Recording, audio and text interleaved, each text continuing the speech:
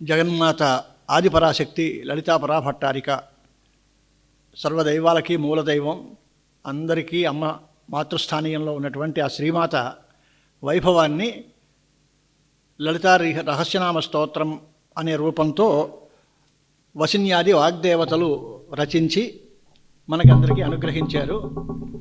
దానిని నా ఆజ్ఞతోటే వసిన్యాది వాగ్దేవతలు రాశారు అనేది జగదంబే ఆ సభలో ప్రకటించింది. ఆ సందర్భంలో జరిగినటువంటి వృత్తాంతాన్ని హయగ్రీవుల ద్వారా అగస్త్య మహర్షి విన్నారు. తద్వారా లోకంలోకి ఇది విద్య ప్రచారంలోకి వచ్చింది. ఆ లలితా రహస్యనామ స్తోత్రం అద్భుతమైనది. దానిలో చివరిలో ఒక మాట అంటారు, అనేన సదృశం స్తోత్రం న భూతం న భవిష్యతి అని. ఈ దీనితో సమానమైన స్తోత్రం ఇంకొకటి లేనే లేదు, ఇంతకు ముందు లేదు, ఇంక ముందు రాదు. అలాంటి గొప్ప స్తోత్రం ఇది అని మాట దీనిలో ఉత్తరపీఠికలో మనం వస్తుంది. అది రేపు ఒకసారి ఆ శ్లోకాలను వినిపిస్తాను మీకు. అలాంటి స్తోత్రం చాలా విషయాలు చాలా ఉన్నాయి దానిలో. కేవలం అమ్మవారి యొక్క వర్ణనం మాత్రమే కాదు. నిన్న మనం అనుకున్నట్టుగా అమ్మవారికి స్థూల రూపం, సూక్ష్మ రూపం, సూక్ష్మతమైన పరరూపం అన్నీ ఉన్నాయి దానిలో. ఆ స్థూల రూప వర్ణనం నిన్న ఆరంభించి మనం చేసుకుంటున్నాం. స్థూల రూపము అంటే పైకి కనిపించేటువంటి కరచరణాదులతో ఉండే విగ్రహం రూపం అన్నమాట. దానికి పైనుంచి ముకుటం, కిరీటం దగ్గర నుంచి వరుస ప్రారంభించి వర్ణన ప్రారంభించారు. కిరీటము, ముఖము, లలాటము, దానిలో ఉండేటువంటి బొట్టు, దాని కింద ఉండేటువంటి ముక్కు, దాని పక్కన ఉండేటువంటి లోచనాలు, దాని పైన ఉండేటువంటి భ్రూలతలు, ఇవన్నీ ఎలాగున్నాయి అని వాటిని అన్నింటినీ వర్ణించుకుంటూ వచ్చారు. ఆ సందర్భంలో నిన్న మధ్యలో ఆపాం. ముక్కుకి పెట్టినటువంటి నాసాభరణం ఉందిట. అది ఎలాంటిది అంటే తారాకాంతి తిరస్కారి నాసాభరణ భాసురా. తారాకాంతి దగ్గర రెండు వ్యాఖ్యానాలు ఉన్నాయి. తారలు అంటే నక్షత్రాలని అదొక అర్థం, లేదా తారాదేవి అనేటువంటి ఒక అభిమాని దేవత ఉంది. శ్రీదేవిలో ఒక దేవతా విశేషం. ఆవిడ కాంతిని కూడా తిరస్కరించేటువంటి అద్భుతమైన కాంతి గలది అనే అర్థం కూడా దీనిలో కనిపిస్తూ ఉంటుంది. తర్వాత చెవుల దగ్గరికి వస్తే, చెవులకి కింద అలంకారాలు పెట్టుకుంటాం మనం, ఏదో ఆభరణాలు. కర్ణాభరణం అని చెవి పైన కూడా చెవిలో పెట్టుకునే ఆభరణం కూడా ఉంటుంది. దానికి చెబుతున్నారు కదంబమంజరీ క్లుప్త కర్ణపూర మనోహర అని. చెవి మీద పెట్టుకునేటువంటి, చెవి పైన ఉంచేటువంటి అది కర్ణపూరం, దానికి మనోహరమైనటువంటిది కదంబ మంజరిలతో దాంతో పెట్టుకున్నారట. మన వాళ్ళు ఎవరైనా ఓ పుష్పం ఇస్తే చెవిలో పెట్టుకుంటాం. అలాగే అలంకారం కోసం కదంబ మంజరితో చేసినటువంటి ఒక కర్ణపూరం అందంగా ధరించింది. కిందన తాటంక యుగళీభూత తపన ఉడుపు మండల. ఇది మంచి మాట, మన జాగ్రత్తగా మనం అర్థం చేసుకోవాల్సిన మాట. సూర్యుడు చంద్రుడు ఇద్దరు వీళ్ళు తాటంక యుగళీభూతంగా ఉన్నారట. తపన ఉడుప మండల అన్న. తపనాడు అంటే సూర్యుడు, ఉడుపుడు అంటే చంద్రుడు. తపన మండలం అంటే సూర్యమండలం, ఉడుపు మండలం అంటే చంద్రమండలం. ఈ రెండు అమ్మవారి యొక్క చెవి కమ్మలు అన్నమాట. చెవికి ఉండేటువంటి కిందన ఆభరణాలు, చెవి కమ్మలు, దుద్దులు అంటామే మనం. అలాంటి దుద్దులుగా ఉన్నది ఏంటి అంటే అమ్మవారికి సూర్యచంద్రులు ఇద్దరు దుద్దుల్లాగా ఉన్నారట. తాటంక యుగళం, అఖిలాండేశ్వరి తాటంక మహిమ అని చాలా గొప్పగా వర్ణిస్తారు. అఖిలాండేశ్వరి అమ్మవారికి తాటంకాలు ఉన్నాయి. దానికి శంకరాచార్యుల వారు చాలా అందమైన వ్యాఖ్యానాలు అవి చేశారు దానికి. ఇక్కడ కూడా అదే మాట, తాటంక యుగళీభూత తపన ఉడప మండల. తపన అంటే అవి కర్ణాభరణాలు అంటే బంగారంతో చేస్తారు. సూర్యమండలం చంద్రమండలం అనేవి అవి కర్ణాభరణాలు ఎలా అవుతాయి?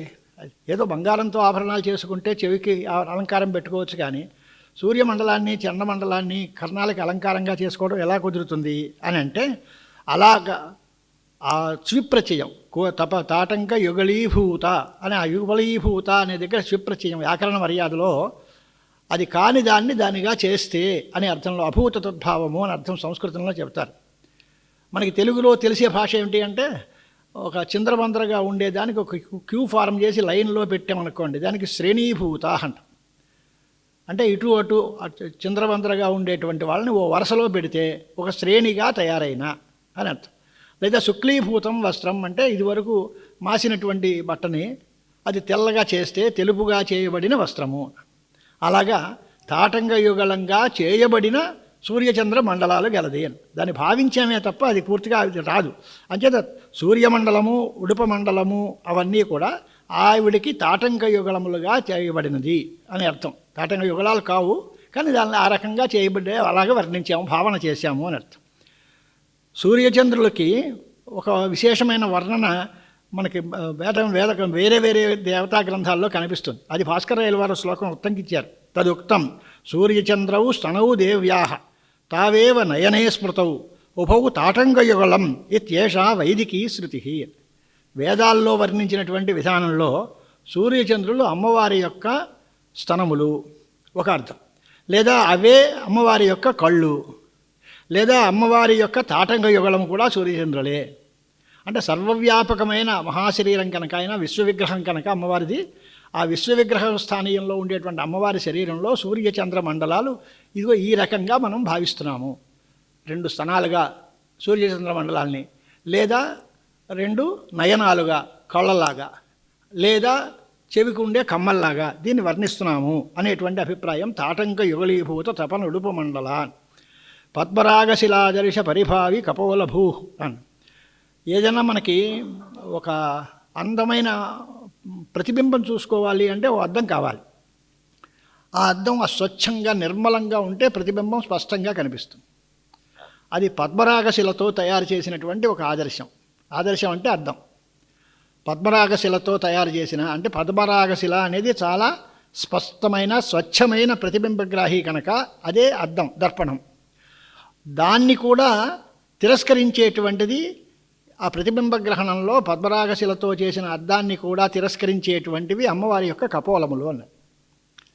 అమ్మవారి యొక్క బుగ్గలు, కపోలములు ఆ కామేశ్వరుడు యొక్క బింబాన్ని ప్రతిగ్రహం చేస్తున్నాయి, ప్రతిబింబం వస్తున్నాయి. అంటే పరమశివుడు ఎదరకుండా ఉంటే ఆయన యొక్క ప్రతిబింబం తన బొగ్గల్లో స్పష్టంగా కనిపిస్తోంది. అంటే ఈ బొగ్గలు ఎలాగున్నాయి అంటే మామూలు అద్దమే కాదు, పద్మరాగశిలతో చేసిన అద్దాన్ని కూడా తిరస్కరించేటువంటి అంత స్వచ్ఛంగా అంత ప్రతిబింబాన్ని గ్రహించే సమర్థమైనటువంటి విగ్రహాలు ఉన్నాయి. ఇలాంటి కపోల మండలాలు కలిగినటువంటిది అమ్మవారు. పద్మరాగ శిలాదృశ పరిభావి కపోలభూ నవ విద్రుమబింబశ్రీం యక్కారి రదనచ్చదా. కొత్త నవ విద్రుమబింబశ్రీ అన్నాడు. అంటే పక్వమైనటువంటి బాగా ప్రవాళం అనేటువంటి పేరు.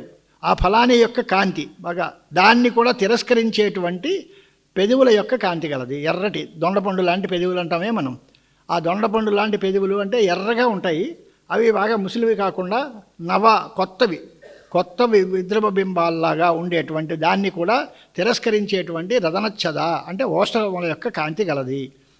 ఇంకొక అందమైన నామం, అంటే అన్ని నామాలు అందమైందే, జగన్మాత త్రిపుర సుందరి. ఆవిడ సౌందర్యం ముందు ప్రపంచం అంతా తీసుకట్టే కదా. ఆవిడకి అందం ఇంకెక్కడా లేదు. కానీ ఆవిడ యొక్క అంగాంగములను వర్ణిస్తున్నారు. మనందరికీ భక్తితో నమస్కారం చేయడానికి వీలుగా ఆవిడ చరణార విందాలు. కొన్ని చోట్ల వర్ణనలు పాదాది కేశాంతం ఉంటాయి. పాదం దగ్గర ప్రారంభించి కేశంతో సమాప్తి చేస్తారు. విష్ణు పాదాది కేశాంత వర్ణన స్తోత్రం అని శంకరాచార్య వారే రాశారు విష్ణుమూర్తికి. కొన్ని చోట్లలో ఆ పైనుంచి శిరస్సు దగ్గర నుంచి పాదం వరకు వర్ణిస్తారు. ఇప్పుడు ఈ క్రమంలో ముందు శిఖట మొదల్లో ఉండేటువంటి ఆ కిరీటం, ముకుటం అక్కడి నుంచి ప్రారంభం చేసి కిందకి వరుసగా ఒక్కొక్కడి నుంచి వస్తున్నారు. పైన కిరీటము, తర్వాత ముఖపద్మము, ముఖపద్మంలో ఉండే లలాటము, తర్వాత ముక్కు, కళ్ళు, నోరు, ఈ రకంగా కిందకి వర్ణన ప్రారంభించారు. దానిలో ఆవిడ ఓష్ఠములు పెదవుల్ని వర్ణించిన తర్వాత వెంటనే గుర్తుకొచ్చేది ఏంటి అంటే దానిలో ఉన్న దంతాలు, దంతపంక్తి. అది ఎలాగుంది అంటే శుద్ధ విద్యాంకురాకార ద్విజపంక్తి ద్వయోజ్వల.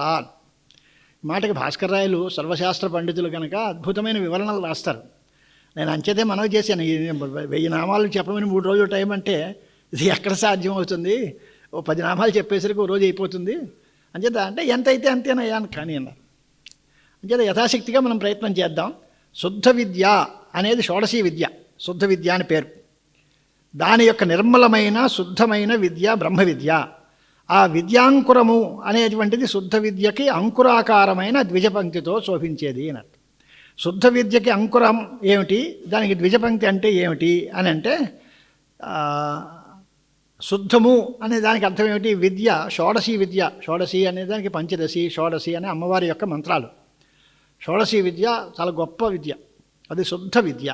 శుద్ధమైన విద్య అంటే అది తకమా వాటిని అన్నిటినీ నిర్మాణంగా చేయగలిగింది అని అర్థం. అంటే అవిద్యామలాన్ని పూర్తిగా పోగొట్టేటువంటి శుద్ధ విద్య షోడశీ రూపమైన విద్య. దాని యొక్క ఆకారము వంటి ద్విజపంక్తి ద్వయేన శోభమాన అని అర్థం. ఉజ్వల అంటే శోభమాన అని అర్థం. అంటే ఆ శుద్ధ విద్య యొక్క ఆకారమైన ద్విజపంక్తి, ద్విజం అనే దానికి దంతములు అర్థం.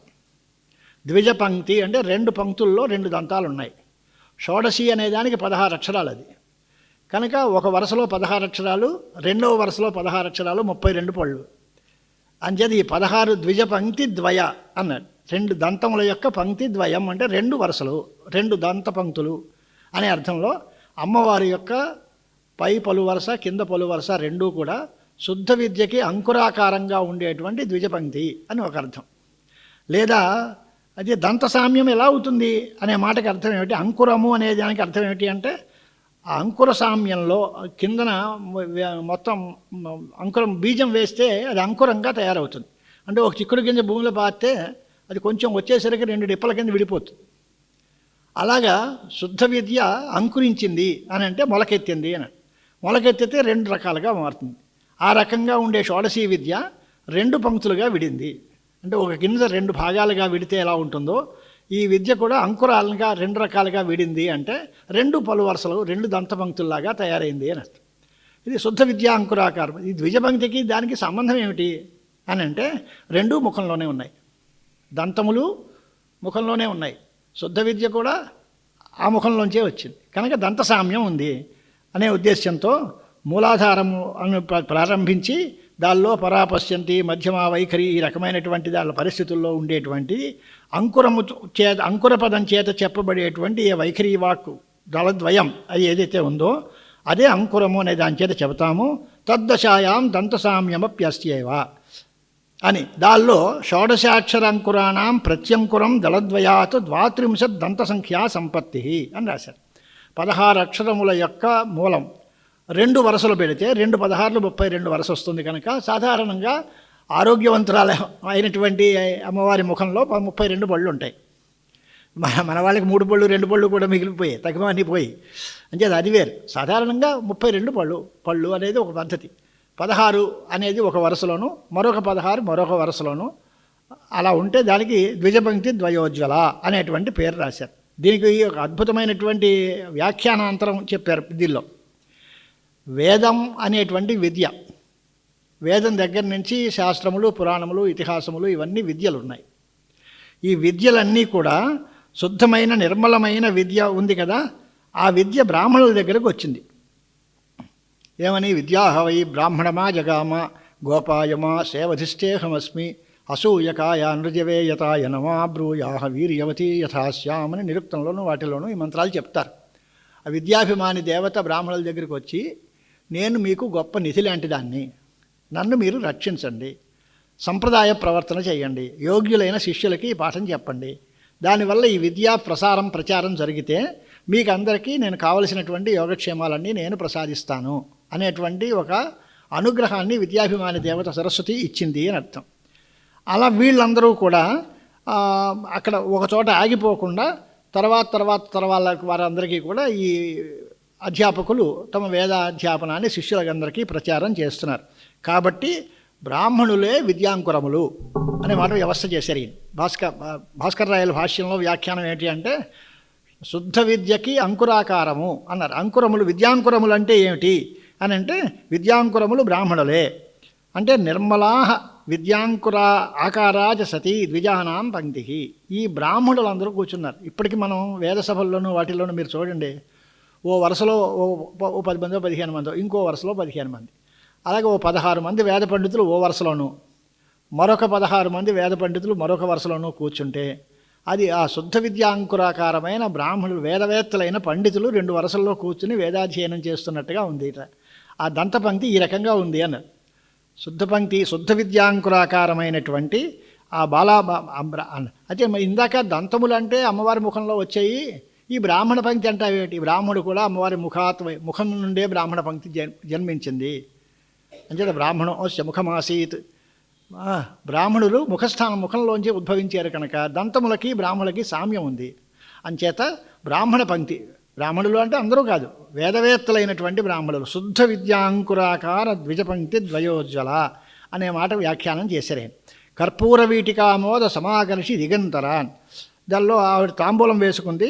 దానిలో ఏలా లవంగ కర్పూర కస్తూరి కేసరాదిభి జాతీఫల దళై పూగై లాంగల్య ఊషణ నాగరై చూర్ణై ఖదిర సారయిశ్చ యుక్త కర్పూర వీటిక అని కర్పూర వీటిక ఎలా ఉంటుంది అని దాని తాంబూలం చేసే పద్ధతి భాస్కర్ రాయల వారు తంత్రగ్రంథంలో చెప్పారు.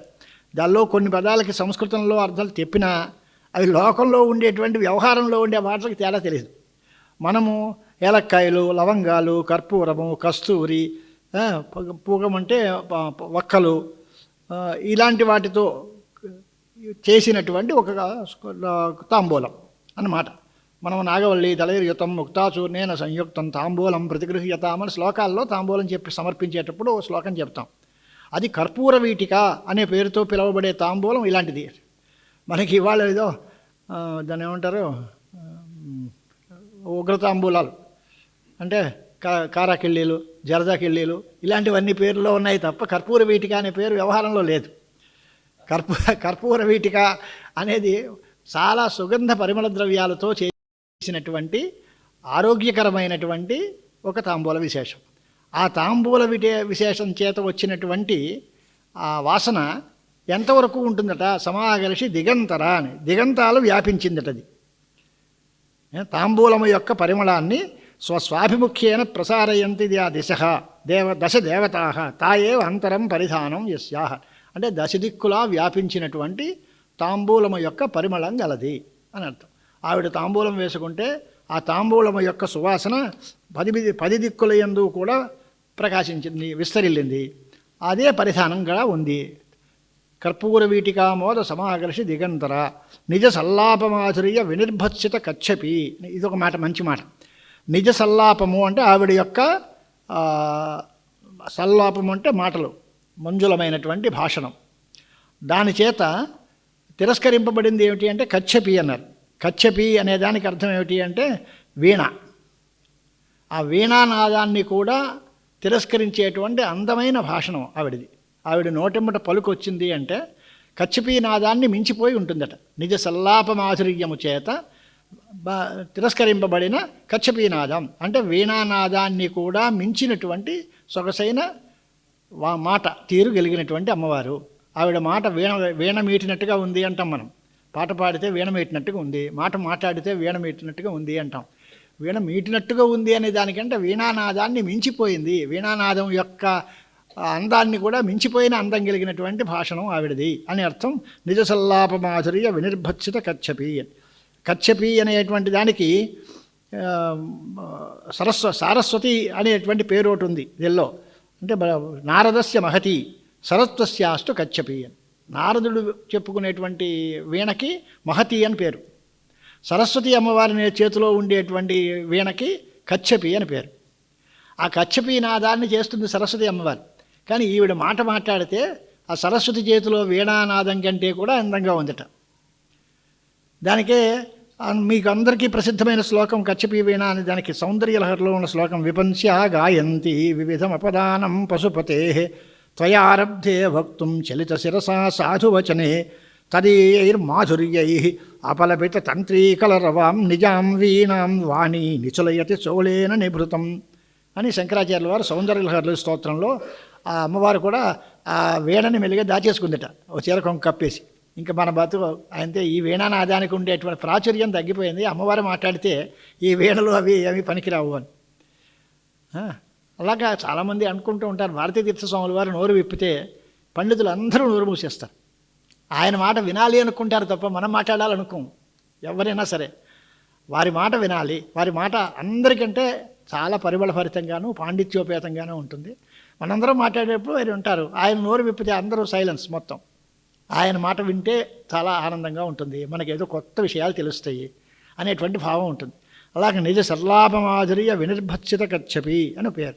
మందస్మిత ప్రభాపూర మధ్యత్ కామేశ మానస అని మరొక నామం. చాలా అందమైనటువంటి పేరు. ఇదేంటి అంటే మందస్మితం. ఆవిడ ఒక చిరునవ్వు నవ్విందట. స్మితం అంటేనే చిరునవ్వు. మందస్మిత అని మందాన్ని ఇంకో విశేషణం వేశారు దానికి. చిరునవ్వు కూడా మందంగా చాలా మెత్తగా చిరునవ్వు నవ్విందిట. మెల్లగా చిరునవ్వు చిన్న మందహాసం చేసింది. ఆ మందస్మితము యొక్క ప్రభాపూరము అంటే ఆ కాంతి ప్రవాహం, ఆ నవ్వు యొక్క ప్రభాపూరంలో దానిలో మునిగిపోయేట కామేశ్వరుడు. ఆ కామేశ్వరుడు యొక్క మనస్సు ఈ కాంతి పూరంలో, కాంతి ప్రవాహంలో మజ్జనం అయిపోతోంది. అంటే కాంతి ప్రభాపూరము అనే దానికి లావణ్య ప్రవాహము అని అర్థం. ఆ చిరునవ్వు యొక్క లావణ్య ప్రవాహంలో ఆవిడ ములిగి తేలుతున్నట్టు ఆయన కామేశ్వరుడు యొక్క మనస్సు. అంటే మజ్జత్ అనేది సంస్కృతంలో ఒక అందమైన ప్రయోగం. అంటే ములుగుచున్నా, ములిగిపోయినా అని అర్థం కాదు, ములుగుచున్నా అని అర్థం. శత్రుప్రత్యయాంతమైన రూపము అంటారు. చేయుచున్నా, చేసినా అనేది భూతకాలార్థం, చేయుచున్నా అనేది వర్తమాన కాలంలో ఉంది. అలాగే మజ్జత్ అనే దానికి మగ్నం అంటే మునిగిపోయినా అని అర్థం. మజ్జత్ అంటే ములుగుతూ ఉన్నా అని అర్థం. పూర్తిగా మునిగిపోలేదు. పూర్తిగా మునిగిపోతే పక్కన ఇంకో దానిలోకి మళ్ళీ ప్రవేశం ఉండదు. అంచేత ఇతర సంచారం కూడా కావాలి అనే ఉద్దేశ్యంలో మగ్నము కాకుండా అవయవాంతర సంచారం కూడా కావడం కోసం ఆయన మనస్సు దీని యందు లగ్నమైంది. ఈవిడి యొక్క మందస్మిత లావణ్యంలో మునిగిపోతోంది. కానీ పూర్తిగా మునిగిపోయిందా అంటే మరి తగిన విషయాలు చూడాలి. ఆయన జగన్నియామకుడు కనుక అన్ని విషయాలని కూడా చూడాలి కనుక మనస్సు పూర్తిగా మునిగిపోలేదు. ములుగుతూ ఉన్నటువంటి కామేశ్వరుడు యొక్క మనస్సు గలది. అంటే ఆవిడ అందమైన నుండి చిరునవ్వు నవ్వి కామేశ్వరుడి మనస్సుని ఆకర్షించుకుంది అని అర్థం. కామేశ్వరుడు పరమశివుడు ఆయన యొక్క మనస్సుని ఆకర్షించేటువంటి చిరునవ్వుతో కూడిన జగన్మాత. అనాకలిత సాదృశ్య చుబుకశ్రీ విరాజిత. చిబుకం అంటే గడ్డం, దాని యొక్క అందం ఎలాగుంది అన్నట్టు. దానికి పోలిక చెప్పడానికి ఇంతవరకు కవులు కానీ పండితులు కానీ ఎవరు పోలిక చెప్పడానికి వీల్లేదు, చేతకాలేదు అన్నట్టు. అనాకలిత సాదృశ్య, అనాకలితము అంటే గుర్తింపబడని, ఎవరికీ తెలియలేదు. ఎందువలన దానికి పోలిక ఏం చెప్పాలి, దానికి అదే సాటి తప్ప దానికి అందమైనటువంటి సాటి చెప్పడానికి మరొక ఉదాహరణ ఏమాత్రమూ మనకి కనపడలేదు. ఎవరు అన్నాడు. ఇక్కడి నుంచి మీరు నేను కాదండి, వాగ్దేవత ప్రారంభించి ఇవాళ వరకు కవుల చేత అందరూ కూడా దానికి సరసమైన ఉపమానం చెప్పడానికి వాళ్ళు అందరూ అసమర్థులైపోయారు. కనుక అనాకలితమైన సాదృశ్యము కలిగిన అంటే పోలిక చెప్పడానికి వీలు లేక దొరకనటువంటి పోలిక కలిగినటువంటి చిబుకశ్రీ అంటే గడ్డం యొక్క శోభ కలిగినటువంటి జగన్మాత అనేటువంటి పేరు రాశారు. అనాకలిత సాదృశ్య చిబుకశ్రీ విరాజిత. అంత పరమశివబద్ధమైనటువంటి విరాజమానమైనటువంటి వాగ్దేవి యొక్క మంగళసూత్రాన్ని వర్ణిస్తున్నాడు తర్వాత సూత్రంలో. కామేశబద్ధ మాంగళ్య సూత్ర శోభిత కంధరా. పరమశివుడు అమ్మవారి మెళ్ళలో మంగళసూత్రాన్ని ధరింపజేశారు. దాని చేత కామేశ్వరుడి చేత బద్ధమైనటువంటి మాంగళ్య సూత్రం చేత శోభితమైనటువంటి గ్రీవం కంధరం గలది. అంటే మంగళసూత్రం ఎందువల్ల అది కామేశబద్ధము అన్నాడు. కామోజ్జీవన హేతుభూతం సౌభాగ్యాభరణం. అది మంగళ సూత్రం అంటే సౌభాగ్య ఆభరణం. మంగళసూత్రం స్త్రీలకి పరమ పవిత్రమైన ఆభరణం ఏది అంటే వడ్డాణాలు వంకీలు కాదు, మంగళసూత్రమే సౌభాగ్యాభరణం. అదే కదా. ఆ మంగళసూత్రం కూడా ఏదో మామూలు దేశవాళీ భర్త దొరికితే అది వేరు. కానీ సాక్షాత్తు పరమశివుడే స్వయంగా భర్తగా వచ్చి ఆయన చేత్తోటి మంగళసూత్రాన్ని ధరింపజేశారు అని అంటే ఆ మంగళసూత్రం ఎంతో గొప్పది. కామేశబద్ధమైన మాంగళ్య సూత్రం చేత శోభితమైన కంఠదేశం గలది అని అర్థం. తర్వాత కనక అంగద కేయూర కమనీయ భుజాన్విత. అంగదము ఇలాంటివన్నీ కూడా భుజానికి పట్టేటువంటి ఆభరణాలు. అంగదము కేయూరము ఈ రెండు కూడా వంకీలు అంటాం మన భుజానికి పెట్టుకునేటువంటి వంకీలు. అలాంటి వాటిల్లోనే రెండు రకాలు, అంగదం వేరు కేయూరం వేరు. రెండు రకాల ఆకారంలో తేడా భుజాభరణాలే.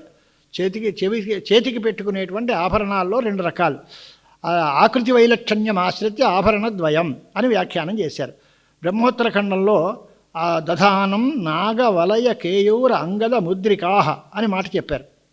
అంటే ఇలాంటివన్నీ కూడా చేతికి పెట్టుకునేటువంటి ఆభరణ విశేషాలు. అలాంటి ఆభరణాలతో కూడినటువంటిది భుజములు, ఆభరణాలతో కూడిన చేతులతో శోభించేటువంటిది అని. కనక అంగద కేయూర కమనీయ భుజాన్విత. వాటితోటి కమనీయమైనటువంటి భుజములతో కూడినది. అవి 4 చెప్పారు. భూషణైశ్చ చతుర్భిః కమనీయ అన్నాడు. 4 చేతులు, 4 భుజాలు ఆభరణాలు, వాటితో కూడినటువంటి అందమైన విగ్రహం గలది అన్నాడు. రత్నగ్రైవేయ చింతాక లోలముక్త ఫలాన్విత. ఇదో మారల భాస్కర్ సౌభాగ్య భాస్కర్ ఎల్వారు రాశారు. ఆయనకి ఆంధ్రదేశమందు అభిమానం ఎక్కువ. ఈ కిందన భాష్యంలో రాస్తారు, చింతాకం అనేటువంటి దానికి చింతాకు పథకం అంటామే. మన రామదాస్ చెప్పిన మాట, సీతమ్మకు చింతాకు పథకం చేయించాను అని ఆయన అన్నాడుగా. ఇది ఆంధ్రదేశేషు ప్రసిద్ధం అని రాశారు ఆయన.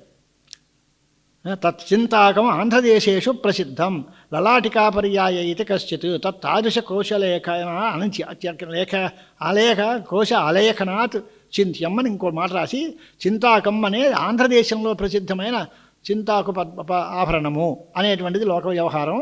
అది ఆంధ్రదేశంలో ఎక్కువగా వాడుకలో ఉంది ఆ రోజుల్లో. అలాంటి చింతాకం అది ఎలాంటిది? రత్నగ్రైవేయ చింతాక, రత్నములతో కూడినటువంటి గ్రైవేయము అంటే గ్రీవలో ఉండేటువంటి ధ్యానం గలవి.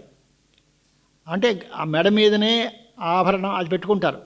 మనకి ఇంచుమించులో మన వాళ్ళు ఏమంటారంటే నెక్లెస్ లాంటిదో దానికంటే ఉండేటువంటి చింతాకు పథకాన్ని ఆభరణాన్ని కంఠంలో పెట్టుకుంటారు. గ్రీవా అంటే మెడ. ఆ మెడ ఎందే చింతన కలిగిన, మెడ మీదే ధ్యానం చేసి మెడకి చుట్టూ కట్టుకునేటువంటి ఒక ఆభరణం. ఆ ఆభరణంలో చింతాకము అనేది మధ్యలో ఒక మణితోటి ఉంటుంది. దానికి కిందన లోల ముక్తాఫలాన్వితాన్ని ముత్యాలు దానికి వేలాడుతూ ఉంటాయి కిందకి.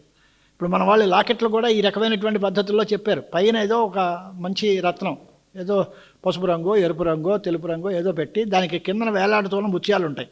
అలాంటిది లాకెట్ తయారు చేసుకుని దాన్ని కంఠంలో పెట్టుకోవడం అనేది ఆనాటి నుంచి అమ్మవారి ఆభరణాల్లోనే ఒకటి ఉందట. అది రత్నగ్రైవేయ చింతాక లోల ముక్తాఫలాన్విత అనేటువంటి మాట. దీనికి ఇంకొక మాట ఏంటి రాశారు అంటే,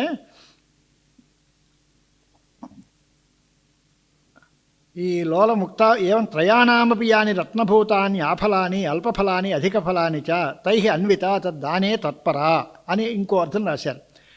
రత్నగ్రైవేయము అనేటువంటి మాట, లోలాహ, ముక్తాహ, 3 రకాలైనటువంటి అధికారులు మనకి ఆధ్యాత్మికమైన అర్థంలో కూడా రాస్తున్నారు భాష్యకారులు. సౌభాగ్య భాస్కరంలో లలితా సహస్రనామ భాష్యంలో ఈ మాట దీని అంటే రత్నగ్రైవేయ చింతాక ఒక పదం, లోల అని మరొక పదం, ముక్త అని మరో పదం.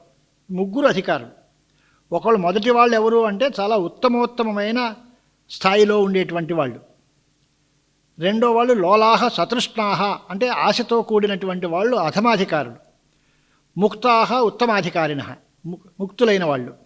ఇక తర్వాత వాళ్ళ మధ్యలో ఉండేటువంటి వాళ్ళు మధ్యభరణాలు ఆ గ్రీవా సంబంధి అయినటువంటి చింతాకం దాని యందు ఉండేటువంటి ధ్యానం చేత వాళ్ళు దాన్నే ఆలోచించేటువంటి వాళ్ళు. అంటే పైన మాత్రమే అమ్మవారిని ధ్యానం చేసేటువంటి వాళ్ళు. లోపల దహరాంతర్వత్ దేవానాం దృఢయితుం క్షమాహ వాళ్ళు మధ్యమాధికారులు. ఇలాగా ఉత్తమాధికారులైన ముక్తులు, మధ్యమాధికారులైన గ్రైవేయ చింతాకులు, అధమాధికారులైనటువంటి లోలులు, వీరందరికీ కూడా అన్ని అధికారాలు కలిగినటువంటి అందరూ జనసామాన్యాన్ని అందరినీ, ఉత్తమాధికారులను మాత్రమే ఆవిడ అనుగ్రహిస్తుంది. మధ్యమాధికారులు పట్టించుకోదు, అధమాధికారుల జోలు పనే లేదు, ఈ మాటలేం లేవు. అందరికీ కూడా అల్ప ఫలాలు కానీ అధిక ఫలాలు కానీ అన్నిటినీ సమకూర్చి పెడుతూ ఉంటుంది. ముక్తాఫలాన్విత రత్నగ్రైవేయ చింతాక ఒక పదం, లోల మరొకడు, ముక్తాక వీళ్ళందరికీ కూడా ఆఫలాన్విత అనే పదచ్చారు. ఆఫలాన్విత అంటే ఆంగుకి అల్పము అధికము 2 అర్థాలు ఉన్నాయి. వాళ్ళ స్థాయిని బట్టి ముక్తులైన వాళ్ళు ఉత్తమాధికారులకి అధికమైన ఫలాలు ఇస్తుంది, అధమాధికారులకు అల్పమైన ఫలాలు ఇస్తుంది. మొత్తం ఫలం మాత్రం అందరికీ అందజేస్తుంది. ఆ తల్లి అందరికీ అనుగ్రహం చేసేటువంటిది అనే అర్థం ఈ పదంలో రాశారు. ఇలాంటి అర్థాలు సౌభాగ్య భాస్కర్ చూస్తేనే తెలుస్తాయి తప్ప మామూలుగా తెలియదు. మా ముక్త చింతాక ఆభరణం పెట్టుకుంది, దానికి ముత్యాల వరస వేలాడుతోంది అనేది సాహిత్యం చదువుకుని ప్రతివాడు చెప్పేయచ్చు, దానికి పెద్ద విశేషం కాదు. కానీ దానిలో రత్నగ్రైవేయ చింతాకులు, మధ్యమాధికారులు, లోలులు, అధమాధికారులు, ముక్తాహ అంటే ఉత్తమాధికారులు, వాళ్ళందరికీ అల్పఫలములు అధిక ఫలములు ప్రసాదించేటువంటి జగదీశ్వరి ఆవిడ. ఈ అర్థం చెప్పాలి అంటే భాస్కర్ రాయ భాష్యమే మనకి ఆధారం తప్ప మరొక భాష్యానికి మనకు చూడలేం. ఈ అర్థాలు రావు బయటికి. కామేశ్వర ప్రేమ రత్న మణి ప్రతిపణస్తనీయం. కామేశ్వరుడి యొక్క ప్రేమ అదే ఒక మాణిక్యం లాంటిదిట. దానికి కొనుక్కోవడానికి ప్రతిపణం ఏది అని అంటే ఆ ప్రేమరత్నాన్ని మనం సంపాదించుకోవాలి అంటే ఈవిడ ఏం పెట్టి కొనుక్కోవాలి అని అంటే ఈవిడ స్తన సౌందర్యం చేత ఆవిడ యొక్క కామేశ్వర ప్రేమరత్నాన్ని కొనుక్కుందిట. జగన్మాత యొక్క సనుకట్టు వల్ల ఆయన ప్రీతి చెందాడు కాబట్టి కామేశ్వరుడు యొక్క ప్రేమరత్నాన్ని కొనుక్కోవడానికి సమర్థమైనటువంటి స్తనయుగ్మం కలిగినటువంటి అన్నట్టు. నాభ్యాలవాళ రోమాళి లతాఫల కుచద్వయి. నాభ్యాలవాళ రోమాళి లతాఫల కుచద్వయి అంటే నాభి అంటే బొట్టు, అది ఆలవాలంగా పెట్టుకుని దానిలోంచి ఒక లత బయటకు వస్తే ఆ లత పైనుంచి కింద నుంచి రోమరాజి అంటాం. మనందరికీ ప్రసిద్ధంగానే తెలిసిన మాటే, కావ్య సౌందర్యాల్లో అలా ఉంటుంది. అంటే ఒక మూలంలో ఒక విత్తనం పాతితే దానికి ఒక లత పైనుంచి వస్తుంది. ఆ లత చివరికి వెళ్ళిన తర్వాత 2 ఫలాలని సమకూర్చిపెట్టిందిట. ఆ జగన్మాత యొక్క నాభి అనేటువంటిది ఆ లతకి మూలస్థానం. దానిలోంచి వచ్చినటువంటి లత అనేటువంటిది ఏదైతే ఉందో ఆ రోమాళి అనేది లత, దానికి వచ్చిన ఫలద్వయము అంటే కుచద్వయము, అమ్మవారి యొక్క స్తనయుగ్మము అనే అర్థంలో వర్ణించారు. లక్ష్య రోమ లతాధారత సమున్నేయ మధ్యమ, ఆవిడకి లక్ష్యమైనటువంటి రోమలత అంటే ఏమర్థం అంటే కనిపించేది కాదు, ఊహింపబడేది. లక్ష్య యా రోమలతాధారత, రోమావళి అనేటువంటి దానికి ఆధారత సంబంధేన రోమలతే అంగము అని కొన్ని చోటుల్లో ఈయన తర్కశాస్త్రానికి సంబంధించిన అనుమాన ప్రయోగాలు, వ్యాకరణ శాస్త్రీయమైన వాక్యార్థ విచారాలు, మీమాంసా సంబంధమైనటువంటి అధికరణ విచారాలు, సర్వత్రా వేదాంత విచారము, అనేక పురాణాలు, అనేక స్తోత్రాలు, ఇవన్నిటినీ కూడా ఉదహరిస్తారు. నిజానికి మొత్తం ఇతిశ్రీగా ప్రతి అక్షరం వదలకుండా సౌభాగ్య భాస్కరం భాష్యాన్ని ఈ మూల నుంచి ఆ మూలకి గురువు ముఖత చదువుకుంటే మొత్తం ఆర్ష విద్యా జ్ఞానం అంతా పూర్తిగా స్వాధీనమవుతుంది. అంత బహువిషయ గంభీరమైన వ్యాఖ్యానం. దీనిలో తర్కం ఉంది, వ్యాకరణం ఉంది, వేదాంతం ఉంది, పురాణాలు ఉన్నాయి, మంత్రశాస్త్రం ఉంది, తంత్ర విద్యలు ఉన్నాయి, లేని విద్య లేదు. అన్ని రకాలైనటువంటి విద్యలని ఆయన యథాసంభవం ఎక్కడ అవసరమో దాని అంతటినీ వివరించి చూపించేశారు. అంచేది ఈ గ్రంథం చాలా ప్రామాణికమైన గ్రంథము, చాలా పాండిత్యంతో కూడినటువంటి వ్యాఖ్యానం. దాన్ని ప్రచారం చేయాలి అనేది శ్రీవారి యొక్క ఆదేశం. అందుచేత దీన్ని ఇంత వివరంగా చెబుతున్నాను. సంస్కృతంలో తర్కశాస్త్రం అని ఓ శాస్త్రం ఉంది. తర్కశాస్త్రం అంటే మనకి కంటి కనపడని దాన్ని మనం ఊహిస్తాం. పర్వతమందు నిప్పు ఉంది, పర్వతో వన్యమాన్ ధూమాత్ అని మామూలు ప్రసిద్ధమైన చిన్న ఉదాహరణలు చెప్తాం. అక్కడ పొగ కనిపించింది, నిప్పు కనపడలేదు. కానీ పొగ ఉంది కనుక పొగ నిప్పు లేనిది ఉండదు కాబట్టి నిప్పు అనేది ఇక్కడ ఉంది అని ఊహిస్తాం. అది లక్ష్యము అంటారు. అంటే ఊహతో తెలియబడేది, కంటితో చూడబడినవన్నీ కాదు, ఊహింపబడిన నిప్పు గలది పర్వతము అని అర్థం. అలాగే ఇక్కడ లక్ష్య రోమలత ఆధారత, రోమలత యొక్క ఆధారత లక్ష్యము, కనిపించినది కాదు కానీ ఊహింపబడేది. అలాంటి సూత్రంలో రోమలత తస్యా సమ్యక్ ఉన్నేయం అనుమితి విషయ మధ్యం వలగ్నం యస్యాహ, ఆవిడ మధ్యం అంటే వలగ్నం అంటే నాభి ప్రదేశం, అది ఊహించాలి, అది ప్రత్యక్ష యోగ్యం కాదు. అయినా ఎలా ఉంది, రోమలత ఉందిగా, ఈ లత ఉంది అంటే దానికి మూలం లేకుండా ఎలా ఉంటుంది? అంచేత ఈ రతను బట్టి దీనికి మూలస్తంభమైనటువంటి ఆ నాభ్యాలవాడ రోమాలి లతాఫలకు చిద్వయ అని చెప్పి లక్ష్యలోమ లతాధారత సమున్నేయ మధ్యమ, ఆవిడ మధ్యమ భాగం ఆ బొడ్డుకి కింద ప్రదేశం కూడా మనం ఊహించడానికి వీలవుతుంది. అది స్తనభారదళం మధ్య పట్టబంధ వళిత్రయాలి, పైన అమ్మవారి యొక్క వక్షస్థలం బాగా బరువుగా ఉండడం వల్ల ఇది విడిపోతుందేమో అని దానికి ఒక పెద్ద పట్టబంధం వేసి కట్టిందిట. దానికి అది నడుంకి గొడ్డు కట్టుకోవడం దేనికి అని అంటే పైన ఉండే బరువు వల్ల ఇదంతా విడిపోతుందేమో అనే ఉద్దేశంతో పట్టబంధ మధ్య స్తనభార దళం మధ్య పట్టబంధ వళిత్రయ, పట్టబంధ మధ్యమైనటువంటి రోమలతకి అడ్డంగా కట్టు కట్టడంతో దానికి భగ్నం కాకుండా దాన్ని రక్షించుకున్నట్టుగా కనిపిస్తుంది అని. అరుణారుణ కౌసుంభ వస్త్రభాస్వత్ కటీతటి అని మరొక మాట. అరుణారుణ చాలా మాట. అరుణ అంటేనే ఎర్రతనం. అరుణారుణ అని మాట ఎందుకన్నారు అంటే అతిశయేన అరుణం అరుణారుణం, అతిశయేన అరుణం అంటే చాలా గొప్ప ఎరుపు అని అర్థం. లేదా అరుణవద్ అనూరువత్ అరుణం వా, అనూరుడులాగా అరుణము అని అర్థం. మొదటి అరుణ శబ్దానికి అరుణ అనే సూర్యుడు యొక్క సారథి అనూరుడు, ఆయనలాగా ఎర్రగా ఉన్నది అని అర్థం కూడా చెప్పదు. అరుణవద్ అరుణం అరుణారుణం, లేదా అతిశయేన అరుణం అరుణారుణం. అలాంటి అంటే మంచి ఎర్రటి ఎరుపుతో కూడినటువంటి కౌసుంభ వస్త్రం అంటే పట్టు వస్త్రం, దాని చేత భాస్వత్ అంటే ప్రకాశించేటువంటి కటీతటి కటిభాగం గలది. కౌసుంభ వస్త్రం కట్టుకుంది ఆవిడ, కటిభాగం అంతా కూడా ఆ ఎర్రటి వస్త్రంతో ప్రకాశిస్తూ ఉంది. రత్న కింకిణికారమ్య రచనాదామ భూషిత, రత్నాలతో చేసినటువంటి చిన్న చిరు గజ్జెల్లాంటి గంటలు రచన, అదే కింకిణిక అనే మాటకి అర్థం చిరుమువ్వలు అన్నమాట.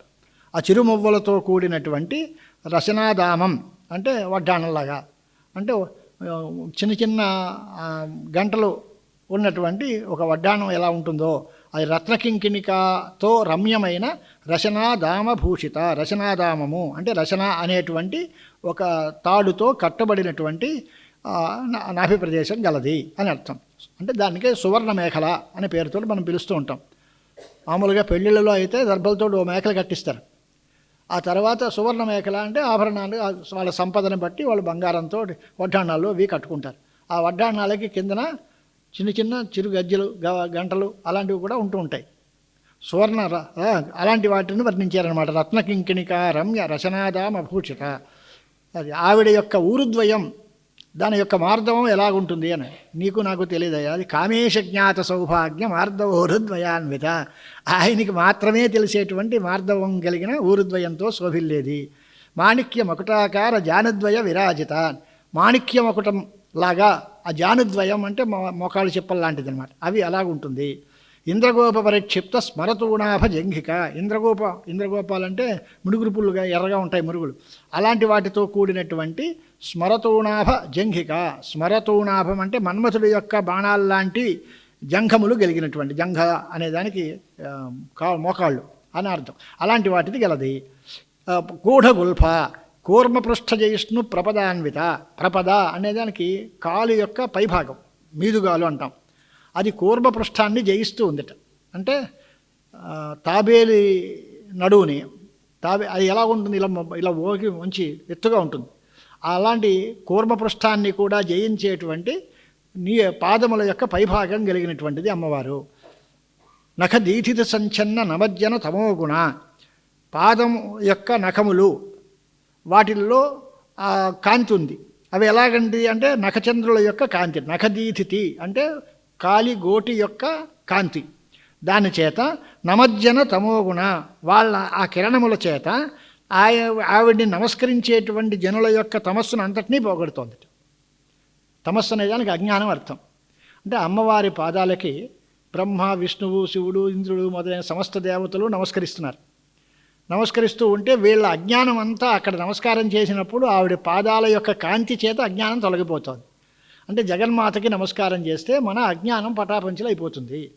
నమజ్జన అంటే నమస్కరించేటువంటి జనుల యొక్క తమో గుణాన్ని పోగొట్టేటువంటిది ఆ అమ్మవారి యొక్క నఖదీతిథి, పాదముల యొక్క కాంతి.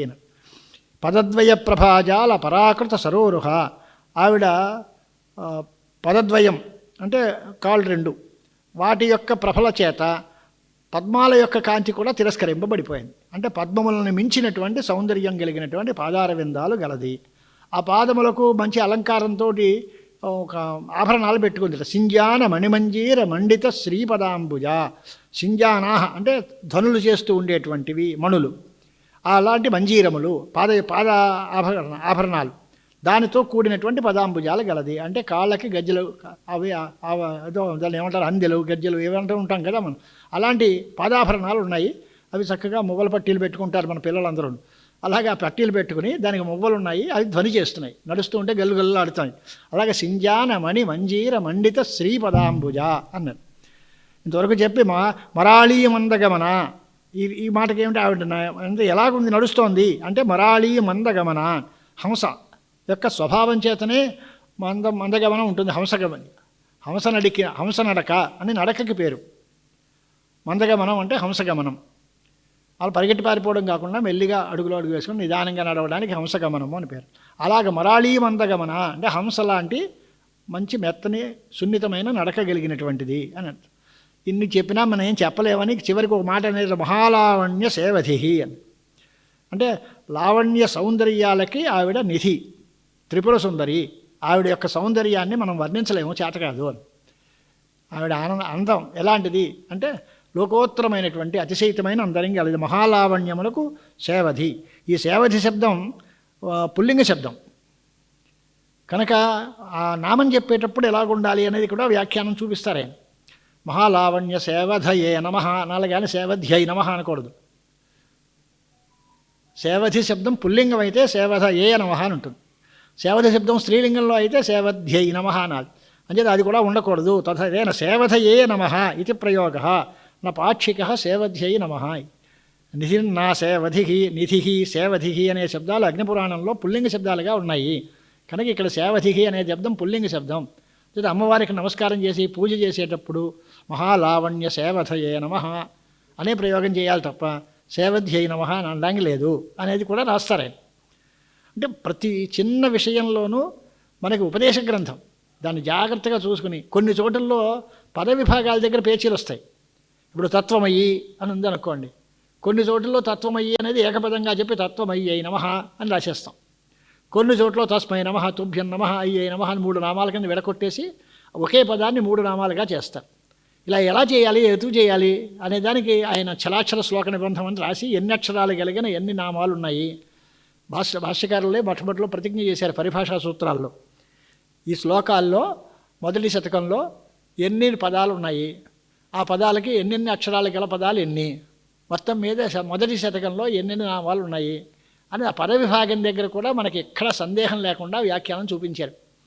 దానిలో ఇన్ని అక్షరాలు కలిగిన పదాలు ఇన్ని, ఈ మొత్తం ఈ వరసన్నీ కలిపితే 100 నామాలు అవుతాయి. ఆద్య శతకం అని పేరు, తర్వాత ద్వితీయ శతకం, తర్వాత తృతీయ శతకం, వాటికే కళ అని పేరు కూడా పిలుస్తూ ఉంటారు. అలా దానిలో చెప్పినప్పుడు ఇక్కడ సేవధి అనే శబ్దం పుల్లింగ శబ్దము అని చెప్పాడు. ఇంతవరకు ఎన్ని ఆభరణాలు చెప్పారండి అని మనకేం తెలియదండి. సర్వారుణ అనవద్యాంగి సర్వాభరణ భూషిత అని కంప్లీట్ చేసేస్తున్నారు. సర్వారుణ అంటే మొత్తం అంతా ఎర్రగా ఉంది, ముఖం ఎర్రగా ఉంది, కట్టుకున్న వస్త్రం ఎర్రగా ఉంది, దొండపండు లాంటి పెదవులు ఎర్రగా ఉన్నాయి, అన్ని రకాల సర్వారుణ అనేటువంటి మాట చెప్పారు. సర్వారుణ అనేదానికి వసనము, ఆభరణము, కుసుమము, కాంతి మొత్తం అంతా కూడా ఎరిపే.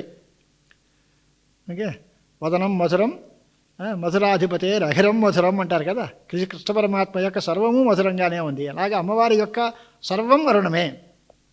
అరుణాం కరుణాతరంగితాక్షీం అనే మాట చెప్పినప్పుడు ఆవిడ ఎర్రటి పట్టు చీర కట్టుకుంటుంది, ఎర్రటి కాంతి కలిగి, ఈ రకంగా మొత్తం అంతా కూడా సర్వము అరుణమయంగా ఉండేటువంటిది. వసనం, ఆభరణం, కుసుమం, ఎర్రటి పువ్వులంటే ఇష్టపడుతుంది, ఎర్రటి కాంతి కలది అని అర్థం.